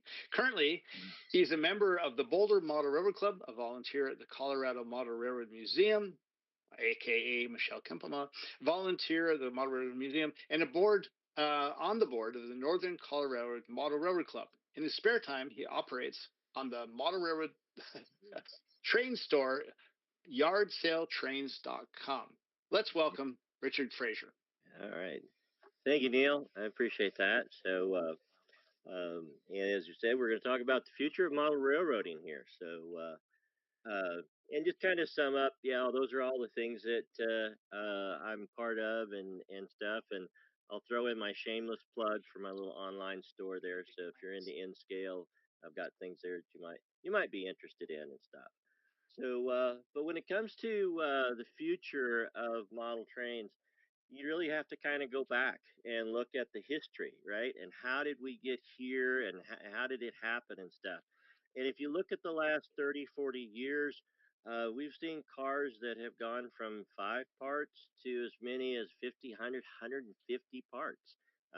Somebody once told me that if you shook an Athearn box back in the 50s long enough, it would just assemble itself, right? So we've gotten a lot more detail and accuracy, more prototypical demand in our modeling and stuff. We've also moved into mass production. So, we no longer have the one or twos, but we can get 6 or 12, 24, even 48 distinct road numbers. Okay. Drives have improved greatly. So, gone are the rubber band drives. We now have high quality drives. They last longer. They have a lot more features. And of course, since in the last 30, 40 years, DCC, sound, lighting control have all came into our industry. So one of the things too is you have to understand who we are, right? And there's a lot of folks that will say that we as an industry are shrinking or we're going away and stuff. There's actually no valid evidence to show that. We are growing. Market intelligence does a analysis of the industry, and they anticipate that we'll grow to near 2 billion by 2032. Other sources think we'll be over 2 billion by 2028. Okay. And what drives this? Well, technology advancements, clearly, along with there's a continuance of nostalgia and collectability in our hobby. It also provides creative expression and craftsmanship, and that social interaction, right? How many of us do this because of the social engagement that we have, especially those of us that work from home, right? So this is a good way to get out and stuff. And then, where the industry will grow is through new products, getting into the emerging market, and then in kind of a new area is education and therapeutic applications. And, things like the STEM programs for the schools, folks with disabilities are going to be able to start participating in our hobby and stuff. So, how do we do it? Well, you have to realize we're not that smart, right? We've never invented anything or patented anything in our industry that left our industry and got used somewhere else, right? So, we are really good, though, about taking from other industries and bringing them to us. So, all the obvious injection molding, circuitry, LEDs, even electricity, right? So that's how we grow. That's how we take and advance in our hobby and stuff. So where do we go? Well, this is kind of something I thought of a while back. Today is just the solution to yesterday's problems, and the future is the solution to today's problems. Okay, so if you keep that in mind as we go forward, it all kind of makes sense. So let's talk about some of the problems we have of today. right? So, how many of you have been in an op session, have layouts, heard or thought these very words, right? Do you smell something? Are the wheels dirty? Is the track dirty? Did that really melt when it shorted out on the switch? So these are things that we experience today. So let's go back in the past. This is probably a little bit unfair for those folks that aren't in the U.S., but I don't know if anybody would actually recognize this photo. But this is actually the original Radio Shack. Okay, opened in 1921 to serve the radio operators of the Boston Harbor. Now, if you're over 50 like me, you remember that this is what they kind of looked like when they were opening up and stuff. If you're 40s, well, you remember them in the malls. That's where they kind of established a big presence and stuff. You're in your 30s, you remember them closing, right? So this one was starting to close. By the time it got done closing, the discount was 80 to 90%, right? Not 10 to 30. So, but they're coming back. So those of you that like Radio Shack, the Shack is back. They're online, radioshack.com. So check it out. They've had some fits and starts over the last few years. Thought they were going to go inside Targets, but now they're going online right now. But if you go back in time in the early 70s, they had rechargeable batteries. And this was one of the hottest items that was available that year. Every kid bought them for their dad for Father's Day or Christmas and stuff. And they were absolutely awful. Right? We didn't know how to use them right. We didn't charge them right. We'd plug them in, forget about them, leave them charged in for days on end, months on end, and then we go to use them and they wouldn't last. Right? Many of us grabbed flashlight, go outside, and we could literally watch the light bulb just dim off. Right? So it wasn't a good experience, and it really left a bad taste in our mouths about how to do rechargeable batteries. Now, for those of you that are interested, this is actually from their catalog. It's the RadioShackCatalogs.com. This was a 71 version, 464 pages. Now, for those of you that aren't old enough to remember what a catalog is, catalog's like a printed web page. So, just kind of think of it that way. And you get them in the mail, too. But where are the rechargeable battery technologies today, right? They last longer, they charge faster, and the technology is advancing quite a bit. Okay, we've got them in all of our devices, our cell phones, our laptops, everywhere, right? So in the world of battery research, right, and I'm going to push the limits of my chemistry knowledge and physics knowledge here, but uh, the components that we're starting to see, graphite carbide nanotubes, is going to reduce charging time down to just mere minutes from hours. Using lithium rather than graphite increases capacity to 1, 2, 3 times, right? Super thin batteries. So one of the universities, they actually took the fenders of a car and turned each fender into a battery. So they covered the entire surface. Using silicon allows self-healing batteries, right? So how many of us have had a cell in our car battery go bad? The silicon battery wouldn't allow that to happen because it would actually heal itself. The lithium vanadium phosphate, you know, longer life expectancy than lithium ion, right? Lithium sulfur has an energy density factor of 4. Lithium air, this is more theoretical right now, but has the ability to potential to achieve the energy density of gasoline, which is the standard for energy, right, or measurement. And then dual carbon, right? Make them from agricultural products. We can actually grow batteries, right? The other thing that we see is that flexibility, right? So this was actually a prototype from Samsung of a phone that was just totally flexible. You could fold it around and stuff, and it had a battery in it that was just bendable, right? So it's like, well, that's kind of cool. You can use that in a lot of different ways. Size is another thing. This particular example shows a battery in a dental implant. Now, I'm not exactly sure. I'm not a dentist, but I don't know what you'd need a battery for. Maybe you can light up the inside of your mouth and they won't have to shine that light in your face. I don't know, but they have that capability now. But the interesting thing is that they can make batteries in any shape and form and structure that you need. right? And this is from Great Powell. They make dozens and dozens of different types and shape of batteries and stuff. Flexible, bendable. We can also print batteries using 3D technology, and we can make them any shape, any size, biodegradable.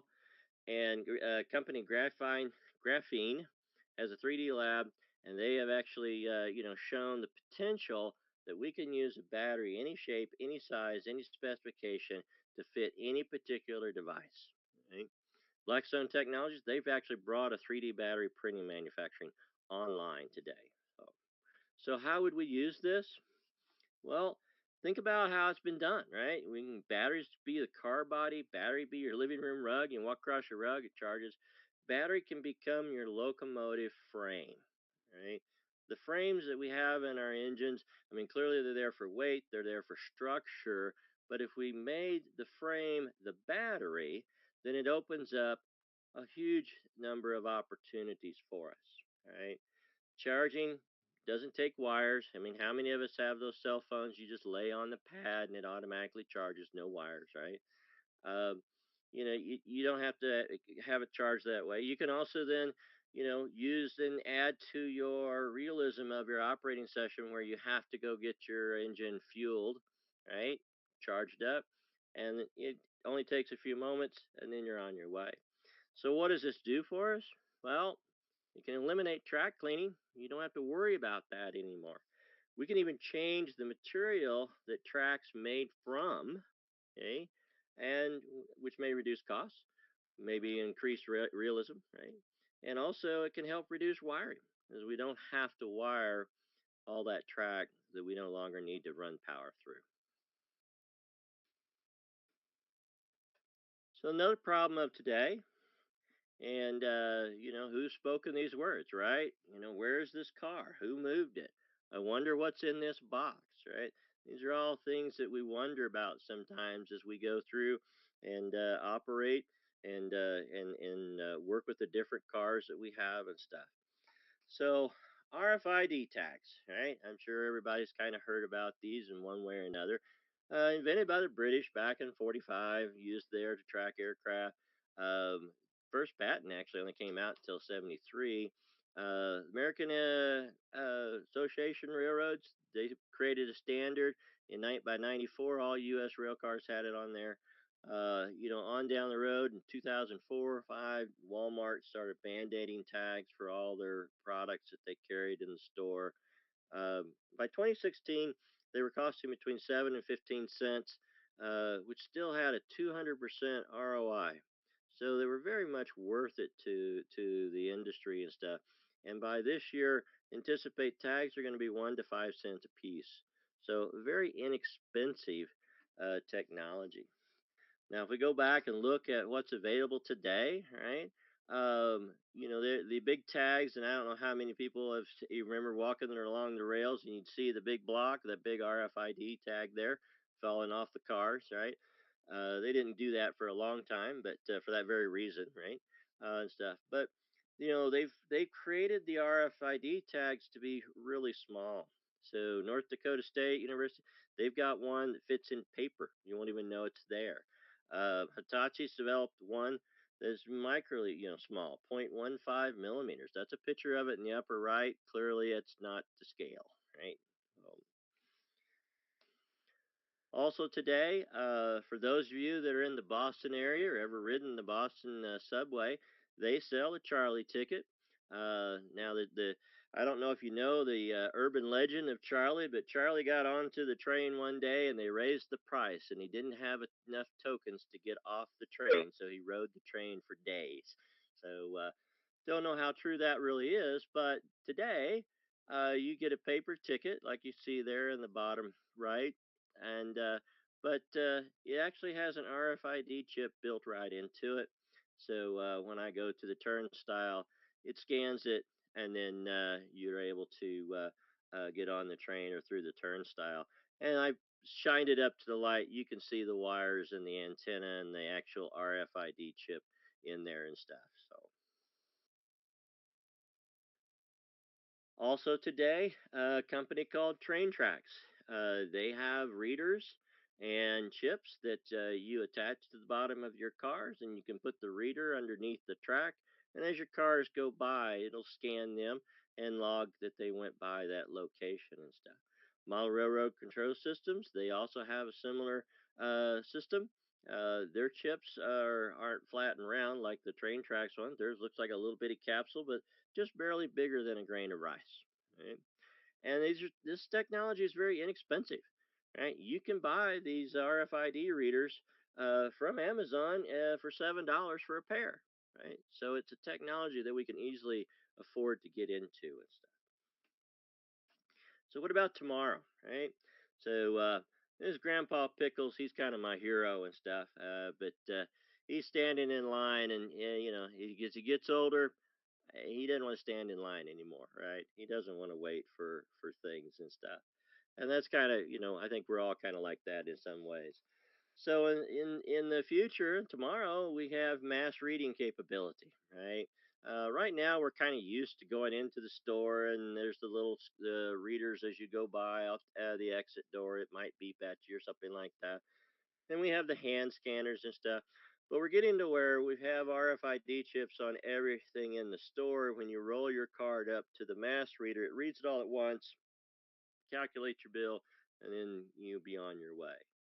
But so we'll actually be able to do things like measure the whole room, right, and read the whole room, determine what's there. We can figure out locations. We can map our railroad if we need to, and the technology also is becoming much smaller. You can get a handheld that your cell phone attaches to. You can get one that just wears like a ring on your finger to read cars and stuff. And it helps in a lot of different ways, not just in the operation of the train, but things like insurance claims, right? What do we have? How much do we have? Those kinds of things. And then we also look forward to the manufacturers will embed these for us. So we don't have to add them. They just put them in the car, and we won't even know they were there because they're embedded inside. So another problem of today, have you ever heard or had, oh, my throttle's not responding, the battery's dead, the locomotive's not doing what I want. There's too much traffic on the network. We blame the network for everything. It's really easy. Never complains. We always blame it and stuff. But if we go back in history, how do we run our trains, right? It was all about power, right? So you want to go faster, make it go faster, turn it up. You want to go slower, you turned it down. Change direction, you would just flip the switch and it alternate the direction of the power and stuff. So those that are Trek fans, I'll remember this very phrase many times, right? So today we're kind of in the Wild West right now, right? So and nothing can go wrong. Go wrong. That's an old movie reference. So any of you that are Yul Brynner fans, you might remember that movie. But if you look at how we communicate with our trains, you go from the throttle to the Wi-Fi, the LocoNet, the command station, the rails, the locomotive, and then it comes back, right? So there's a lot of moving parts in there, and then there's a lot of different variations on the theme. Blue Rail Trains has Bluetooth technologies that they're starting to utilize and roll out. They've partnered with Soundtrack, so we're seeing where you can directly control locomotives through Bluetooth. The engine driving throttle software where you can use your cell phones to control your locomotives and your trains and operate and stuff. Iowa Scale Engineering, they've got the Proto Throttle. I don't know if anybody's seen these. They're nice and big, right? If you like that, it has a very much a real feel for operating your railroad and your layout and your locomotive and stuff.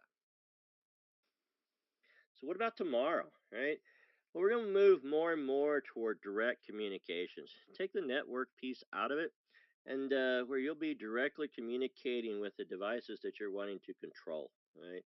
So whether that's Bluetooth, Wi-Fi, there'll be open source technologies. There's some that are already showing up. There'll probably be some proprietary ones too. I'm not a fan, right? They usually don't hold on and last very long unless they convert to open source. So I'm more fan to see the open source type of standardization for this type of technology and stuff. But the thing is, you won't be interfering with anyone, right? You'll be directly controlling your devices, and you won't have to contend with any other activity going on, right? Including the network, right? And also will give you kind of an interactive control, but not just of a single device, but several devices at once too. So how do the manufacturers meet the desires, directions, 3Ds of the customer, right? And then when I worked at Intermountain, these were things that I heard all the time, right? Could you make, right, the effervescent drop bottom gondola? I know two people that would buy one, right? Yeah, no, we're not interested, right? But can you get more road numbers, right? We made hundreds of Canadian hoppers and people always ask for more, right? I wish I could have gotten that when it came out because it was a short run. You're already sold out. These are all things that we hear and we struggle with today. So 3D printing, right, which many of us know about, one of the things that always comes up about this is resolution, right? Well, the resolution is not that great, right? So I always show these images here. The one on the left is a castle. Looks pretty cool. You can probably, understand that. That looks pretty decent. And on the right, we have the Japanese style building and stuff like that. Now, what's really cool about these is the Japanese building there is shown next to a human hair, all right? And the castle was actually printed on the tip of a pencil, right? So the technology there for making the resolution is there, and we're going to see it continue to improve and be brought more to the consumer as we go along. Also, multiple colors. We're starting to see this is important to us, right? It's one thing to print a card that's all gray or all brown, but what about all the lettering and the logos and the data and all that that we want on the side of the car, right? So, colors are starting to come in and they're getting more refined as we go. So, we'll be able to start doing those kind of things. And if we look at another component piece we need is materials, right? What are the different materials that we can use to print? Now, I show this particular picture here. It's from Stratasys. They have a 3D printer that can print 100 different materials. This is their test example that shows all the different materials used. I couldn't even begin to tell you what type of materials they were. And they used the Volkswagen Bug as Beetle as a good example. Now, if there are any Volkswagen Beetle aficionados out there, you will recognize that the bumpers are mounted upside down. So never let a young kid who's never seen a Volkswagen Beetle assemble the cars. Okay, so just keep that in mind. Stratasys also has done high resolution printing. So this is an example. These were 3D printed. They were not painted after the fact. They were printed this way. So this shows that we can print in the detail and the labeling and the weathering and whatever we want on the item today, right? So there is capabilities for that. Now the other thing that happens with 3D printing is we can do it ourselves, right? I'm sure there's many people on this call that are a presentation that have a 3D printer, right? Because they're very economical. Here's a couple that belong to some friends of mine. The one on the left is a single filament, so it does one color at a time. The one on the right is a dual color. And these are actually 2-3 years old, so they're starting to age in this technology in this world right now and stuff. And some of the things that you can print with it. And if we were in person, I'd be passing around the bag with all the 3D printed objects. But here's an interesting one. This is a ladder, right? Nothing really fancy about it. It's just a ladder, right? But in the world of injection molding technologies, we can't make this in a single piece. We have to make it in multiple pieces and then assemble it afterwards. In 3D printing, we can make it. We don't have to worry about how it goes together or having the labor to put it together. We can 3D print it and we have it in place. We can also make things that are difficult to do in injection molding. So this, I have it mounted sideways. I don't know why I did that, but this is a NCE cab control holder. You mount this to the side of your layout and it holds the cab. Now what's unique about this is it is very difficult in the injection molding world to print or inject a square object because it doesn't come out of the mold very easily, and especially when it's done on all sides, right? So this is very difficult to have done in an injection molding environment. So 3D printing allows us to make things that we can't really make with injection molding. Right? Each of the items here is a single print.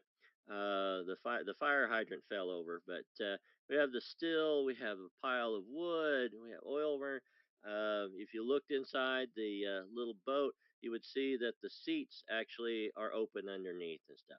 So these things are not possible to be made with injection molding without having to assemble them after the fact. So some of the advantages that we see with 3D printing. All these objects here are HO scale. Clearly, I've blown them up quite a bit for the picture here. Even fun things, right? The UP Gold Spike thing, we can't really make those easily with injection molding. They're quite fun and easy to do in 3D. The other thing that we can do with 3D printing that we can't do in the injection molding is we can make things that nobody wants. Okay, now I say that tongue in cheek. Everybody wants something, right? But the manufacturers, they have to look at things from the perspective of, is there a market? Is there an interest in this car? Is there multiple railroads with this car? Is there enough road numbers? So those things that allow it to be a marketable item. This car is from Penn Central, and there's a high probability there's no Penn Central modelers on this call, right? Because there's not a lot. But my friend is, and this is a very unique car, and only the Penn Central Railroad had it. And so he prints it, right? He prints out this car, and everything on this car he prints except for the wheels and the springs. So, and this is a G scale car. Okay, so he prints out the G scale car. I think I give him a hard time about it, but the brake wheel is separate, so he does have to put that on. But you can make things that we couldn't make any other way. Is not economic. You can do some pretty cool stuff. So I was up in Bethlehem, Pennsylvania this year. Went to the N-Scale convention and stuff, and swung by the Lehigh and Keystone Valley Model Railroad Museum. And they pointed out the Marchand station, which is in Jim Thorpe, Pennsylvania. We went up there. I took a few pictures while I was there. But they also have this very station printed in 3D. Excuse me, 3D printed on their layout. So you can do some incredible stuff, and that we just wouldn't be able to do. And this is not something that would typically have much of a market for a manufacturer, simply because, well, it's in Jim Thorpe, Pennsylvania, so it's just a small town that not everybody would be interested in having and stuff. Okay, so the high resolution that we're going to see with 3D printing is just going to get better and better, right? We're going to be able to do more and more. Having multiple materials will allow us to manufacture the finished product, right? We'll be able to print the whole car with all the lettering, with weathering, with metal handrails. All that can be built right in, right? And this is going to move the manufacturing closer to the consumer. One of the big questions I was always asked was, uh, when are we going to bring manufacturing back from China? And the answer is never, right? In the current form, it's not going to happen because of the cost of assembly, right? And once we eliminate the need to do assembly where we can just create the items that we need, then we're going to see that move back. And so your big manufacturers, companies are going to start migrating. They will evolve to being more design and service type of companies, right? And what will happen is orders are going to be manufactured in real time, okay, plus shipping, right? So you'll call up and say, hey, I want 10 Canadian hoppers. I want these road names. I want 2 of them to be brand new. I want 5 of them to have, light weathering. I want 4 to be really heavy weather, right? So you'll have a lot of flexibility in how you order, and then they'll build it right then, print it, and send it to you. The other thing that they'll be able to do, and we'll see more and more of this, is you'll be able to create a car, print a car at a very, very specific moment in time, right? One of the big complaints we always get at the manufacturing side is the color's not right. Yeah. Well, the color changes the minute it goes out, and if it spends its life up in Montana during the winter, or if it spends its life down in New Mexico in the summer, the colors change quite a bit. So you never get it right. But we can actually do colors right online for a very specific moment in time. There's also something that you can do yourself, right? So, for a few $100s, you can get hand scanners, you can get portable scanners, you can get rotating scanners, set them up on your desk, and you can do your own scanning of objects and stuff. You can even scan people. I know that the museum is actually working with some folks to scan people, right? And the objective of the museum is that every figure that is on the museum, on the layout, is a real person. So if you do make it to the museum, make sure you get your pictures taken so you can do that, right? So the other thing is large scale, right? We can do large scale scanning today, right? We take these big scanners, we set them into the industrial complex, turn them on, and they can scan the whole thing and give you an accurate drawing and design of what's there. They've done airplanes, right? And I guess they needed this so they could do some sort of painting and coating of the aircraft, and so they did a full scan of the entire airplane. So where does that come in? Well, this starts changing what we need to make models, right? We don't need drawings anymore. We don't need blueprints.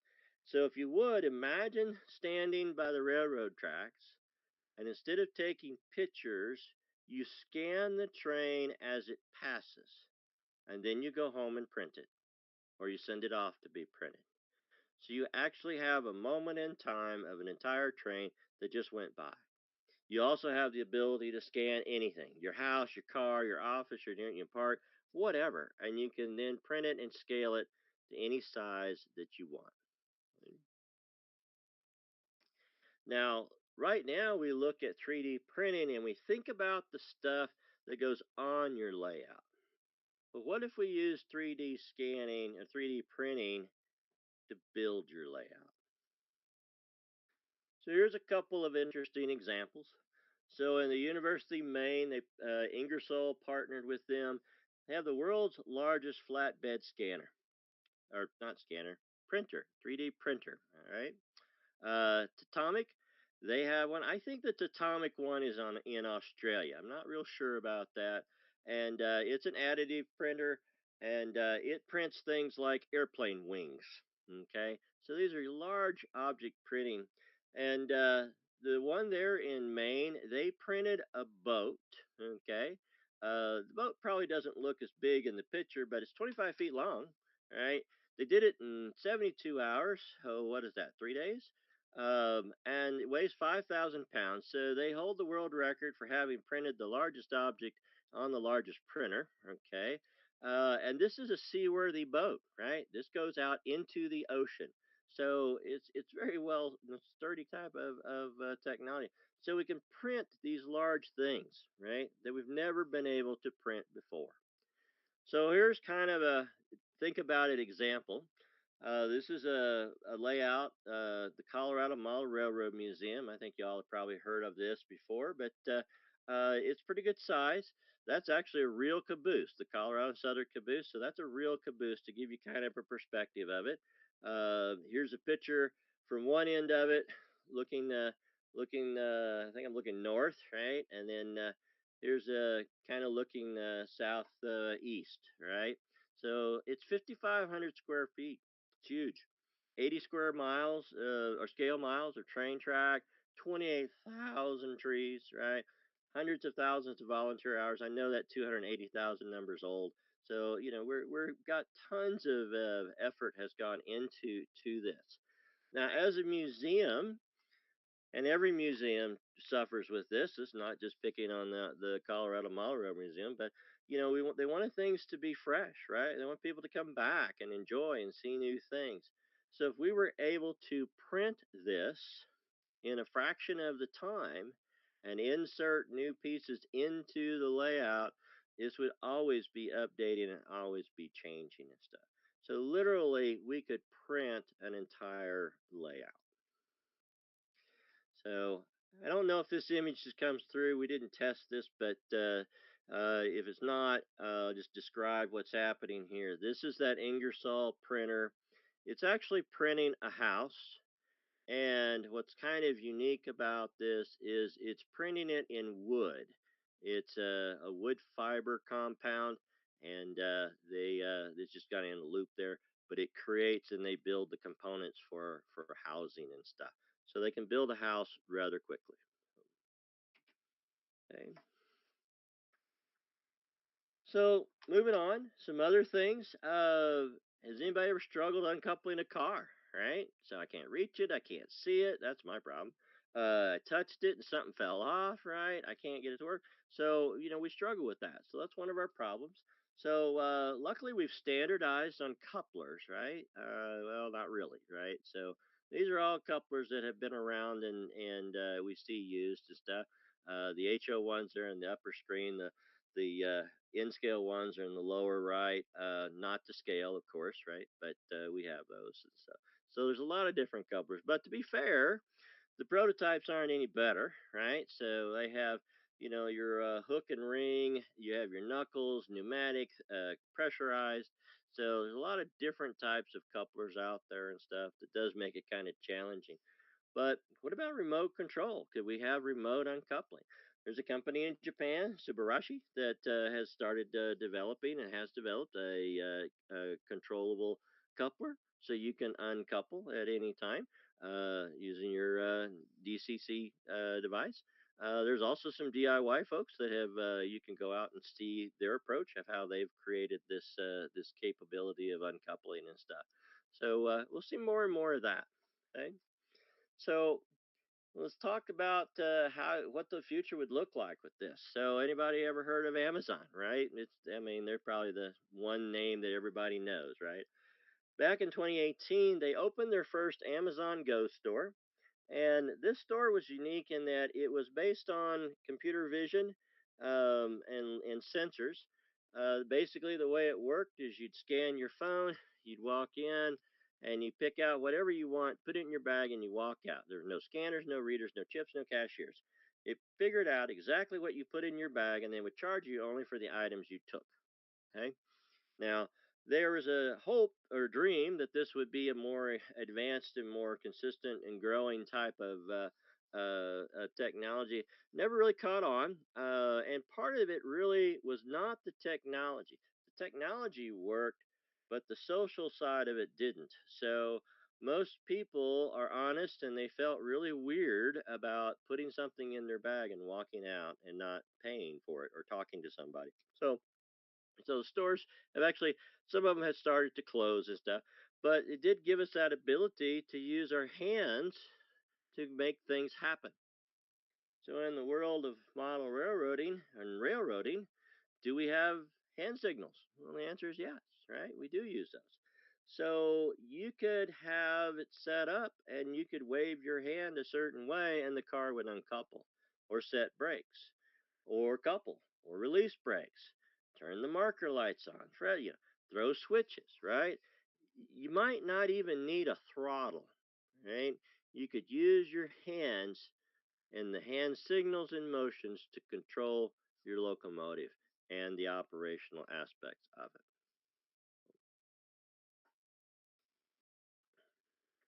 So, what are some of the things that we could do to expand our hobby, right?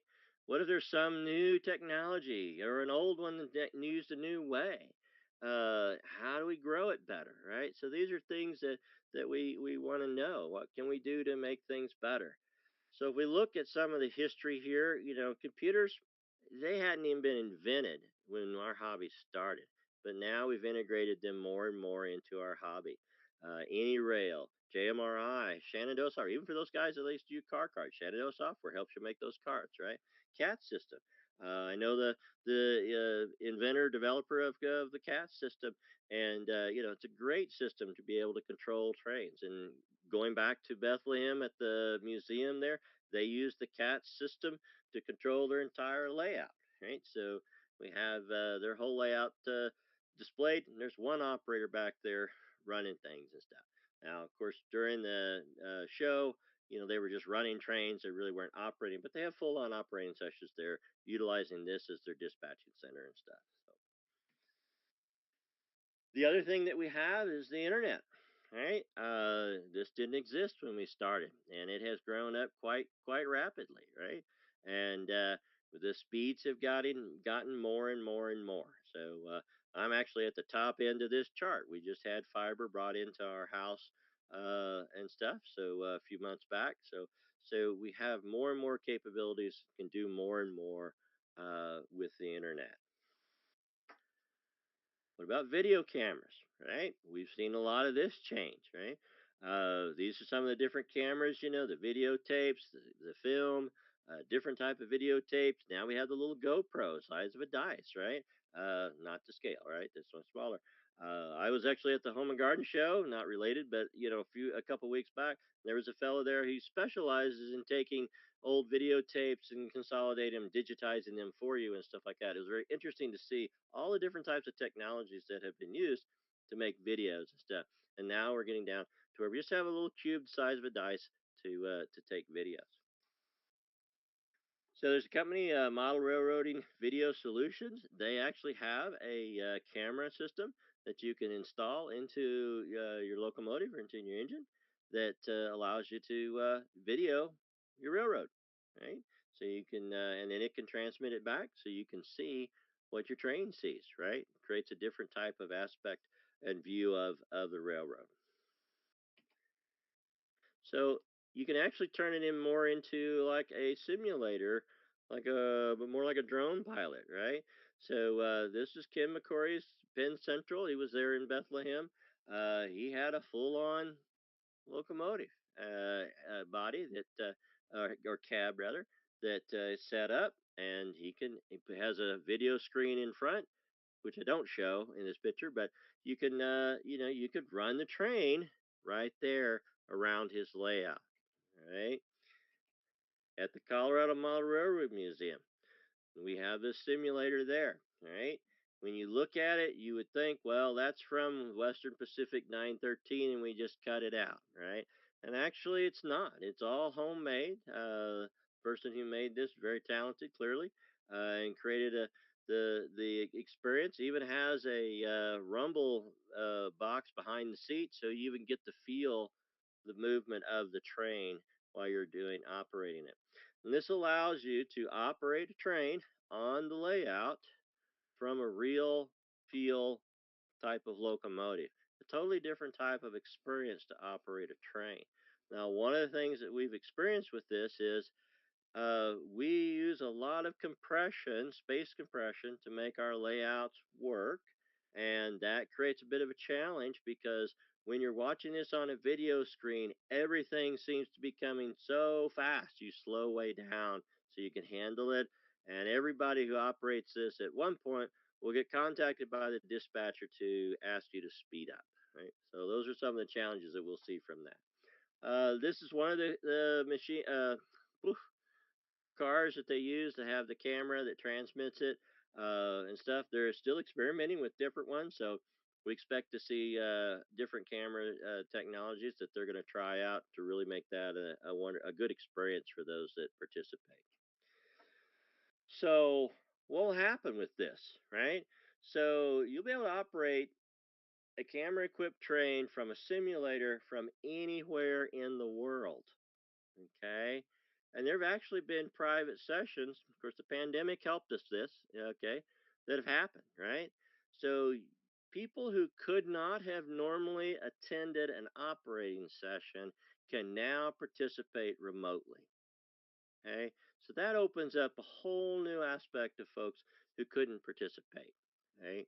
Now, there's also an aspect of this that said you could actually have an operating session at your house and no one will even need to show up. Okay. So is that good or bad? I don't know, right? There's different aspects of it, but it's going to be there. It's going to happen and be available to us. So if we roll all this up, right? From an operations point of view, today we just simulate the real world functions, but we're not bound by them, right? We can flex and do what we need. Tomorrow we can actually put in and control the operational practices and to be adhered to without exception, right? So we're going to follow the 1959 rule book for the Santa Fe Railroad, and there'll be no exceptions, right? But it also builds in flexibility so we can adapt to a situation. So I know many of us have traveled around the country, maybe even the world, to different ops sessions. And there's the regular folks that operate on that layout all the time. They know all the rules, they know how it works, all that. And then there's the convention folks who are unsure what's going on, right? And so you can have some flexibility where the convention folks can still participate and have a great time and not have to be bound by some of the rules that they don't understand. We also today, we have realism, and we did the best we can with the limited space and available items that we have, right? But we're going to get more items, more opportunities, and that's going to take us to that next level. And it's going to be something different for each of us, right? There are folks who are going to just expand on the realism side of things. That's just going to make some incredible looking models and sceneries and things like that. We're going to have control capabilities that we've never had before, and we can hardly even imagine what they will be like. So there's going to be something different from each of us of what we like to see and stuff. So, in conclusion, there's really no conclusion, right? It just keeps happening, right? So, how do we make this happen? Well, bottom line, smart people in rooms, meetings like this, you take the technology from other industries and you apply it to our hobby. So, all I can say is get to work. I'm ready for it. So, thank you for your time, and if you've got any questions, let's see if we can't get those answered.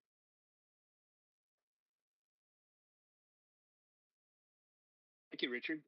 Yeah. I had some interesting questions and things, ideas mostly popping up online. One gentleman says you can operate on his railroad remotely right now, right? You can see what you're doing and run it as an engineer. Yeah. I imagine that's what you're talking about for the future. I guess the future is here for some of these guys running via Wi-Fi. Yeah, absolutely. I've seen a combination. Usually, it's a combination of where we have aerial video, if you will, right, showing down onto the layout, and we can see the action and activity that way. Um, and also, from the cab, right? So where we can see the engines and what the engines see, we can read the signals and things like that. So probably the hardest part on all that is just the clarity of the video, so that we can actually read the red, yellow, green, right? Red and yellow look real close sometimes, right? So semaphores are easier right now. So Well, that's the era I model, so that makes sense to me. The I actually have a Choo Vision camera that I've been experimenting. Really cool. Mhm. Another thought was Ken Zeska says these are really thought-provoking ideas, and I have to agree. Some of the ideas of battery and direct control of the locomotives are things that I've been exploring for quite some time now. Using different methods, but doing Wi-Fi and Bluetooth, I think, is becoming more and more common. It is. Many of your home layouts, the folks will add their the Wi-Fi capability to their layout control system. Pick your manufacturer, doesn't matter, right? They have that, and then folks will just show up with their phones, and that's how they'll control them. And you can actually get some of the controllers that still have the knob, but it's still just a cell phone, right? And it allows for that preference, right? Everybody has a preference, right? Some people like the knob, some people like the turn wheel, some are okay with the new touch slider bars and stuff like that. Gotcha. Using that kind of technology has a couple of benefits in that, as a layout owner and a presenter of your layout to operate on, you don't have to provide everything, and some of those are kind of pricey, right? So people can bring their own. It also attracts a younger crowd, right? So, admittedly, I had to be taught how to use a cell phone, right? Where my kids and their kids are going to be using cell phones their entire lives, so they adapt to the things that show up on it much better than I do, right? In my Well, I know, demographic. there's a few companies out there doing throttles now that connect via Wi-Fi, and in fact, there's a bunch of DIY projects. Mm-hmm. I've been involved in some of those, and it gives you an opportunity to not only learn about electronics but create it yourself. 3D print some of those things that you want to use for Great. tactile controls, right? Like you're talking about. Mm-hmm. Ken Ziska says, 3D printing technology is really a game changer, right? Battery technology will open up some new opportunities. I have to agree. I think that's been Mm-hmm. something that, when it becomes more mainstream or installed by the manufacturer, I think that, I don't know if you'll agree with that, but I think if it ever becomes adopted by the manufacturers, Yeah. that will be something that easily adopted. Yeah. It will. I mean, when we looked at when I was at Intermountain and we would look at injection molding machines just to make to run, right? Not the molds, just the machine itself. We're tens of thousands of dollars, right? Sure. And then you have the time and effort and expense of creating the tools and the molds to make the particular model, and then you have to go print it and paint it and so forth. So a lot of effort there. When we can turn around and spend those tens of thousands of dollars and get 3D printing at the resolution and level that we are comfortable with and satisfied with, that is a huge game changer for the manufacturing side.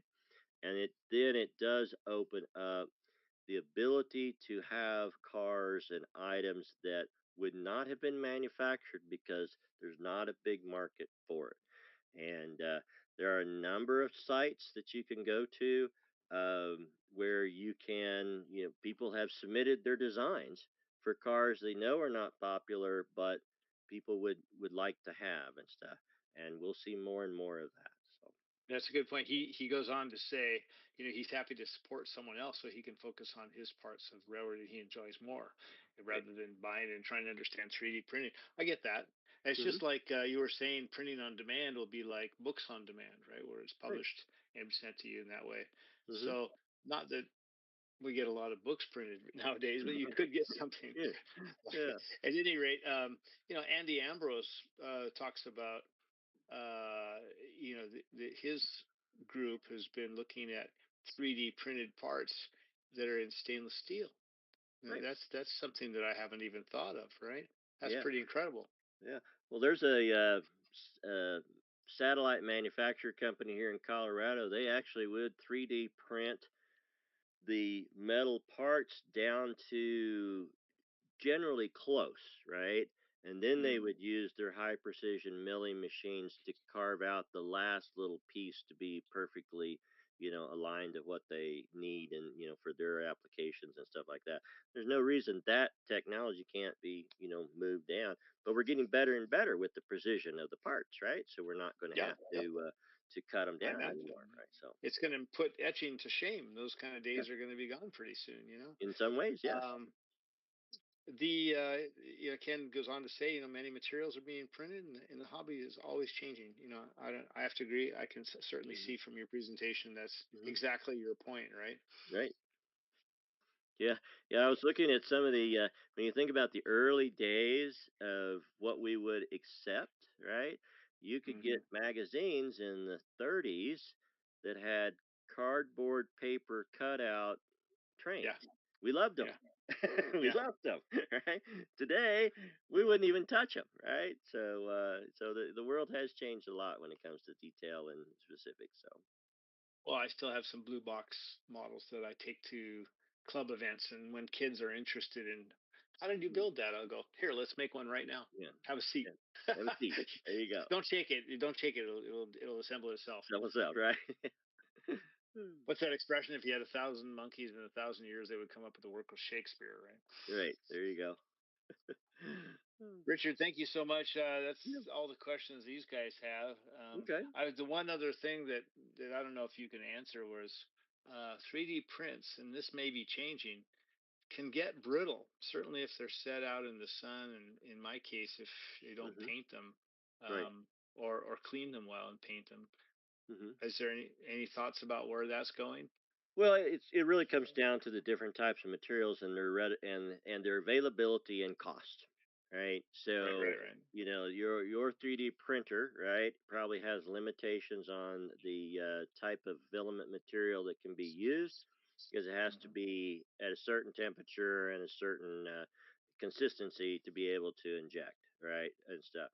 But we're seeing better materials that can be used, different types of print heads that can be used will give us more stability and stuff like that. And actually, my resin prints are the ones that seem to be more problematic. Yeah. So, but yeah, we'll see more. We'll see that improve. I mean, it's just we've seen more and more, and we can look at different types of technologies and plastics where after a few years it just comes apart, right? And now they last forever, right? Which may or may not be a good thing, right? So that's a good point. That's a good point. Yeah. You could probably even print a watch, right, that would have moving parts. It's fascinating what's possible. Yeah. One of the best examples of 3D printing that I was so impressed with that really got my interest into it was a fella did this. It was in Z scale. Okay. So that was the first thing I was impressed with. He made a crane car in one print, and the crane moved and the arm went up and down and stuff because in his drawing he did not connect them. So when it printed it, it did not adhere those pieces together and stuff. So it actually that's amazing. turn. Yeah. And you reminded me. I'm an architect, and I go to these conventions where we learn about new building materials and methods. And I flew to Oahu to watch. I live in Hawaii. I flew to Oahu to watch one presentation where they were 3D printing models to present to your client, right? And not only would they do all the interiors, but it would include all the furnishings as well. And in one case, they had a dragon carrying a young lady up a set of stairs.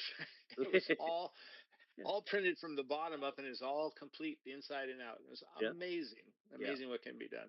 Absolutely. So go find that technology and drag it into our hobby, and then we'll be set. That's why I'm here. Thank you so much for your presentation. Oh, you bet. Hey, Brad. Brad, unless there's anything else, I think we can ask Richard to say goodbye and thank you again. All right. Thank you all. Thanks, Richard. It is funny. I was watching a video by Michelle Kempelman introducing you. Exactly the same.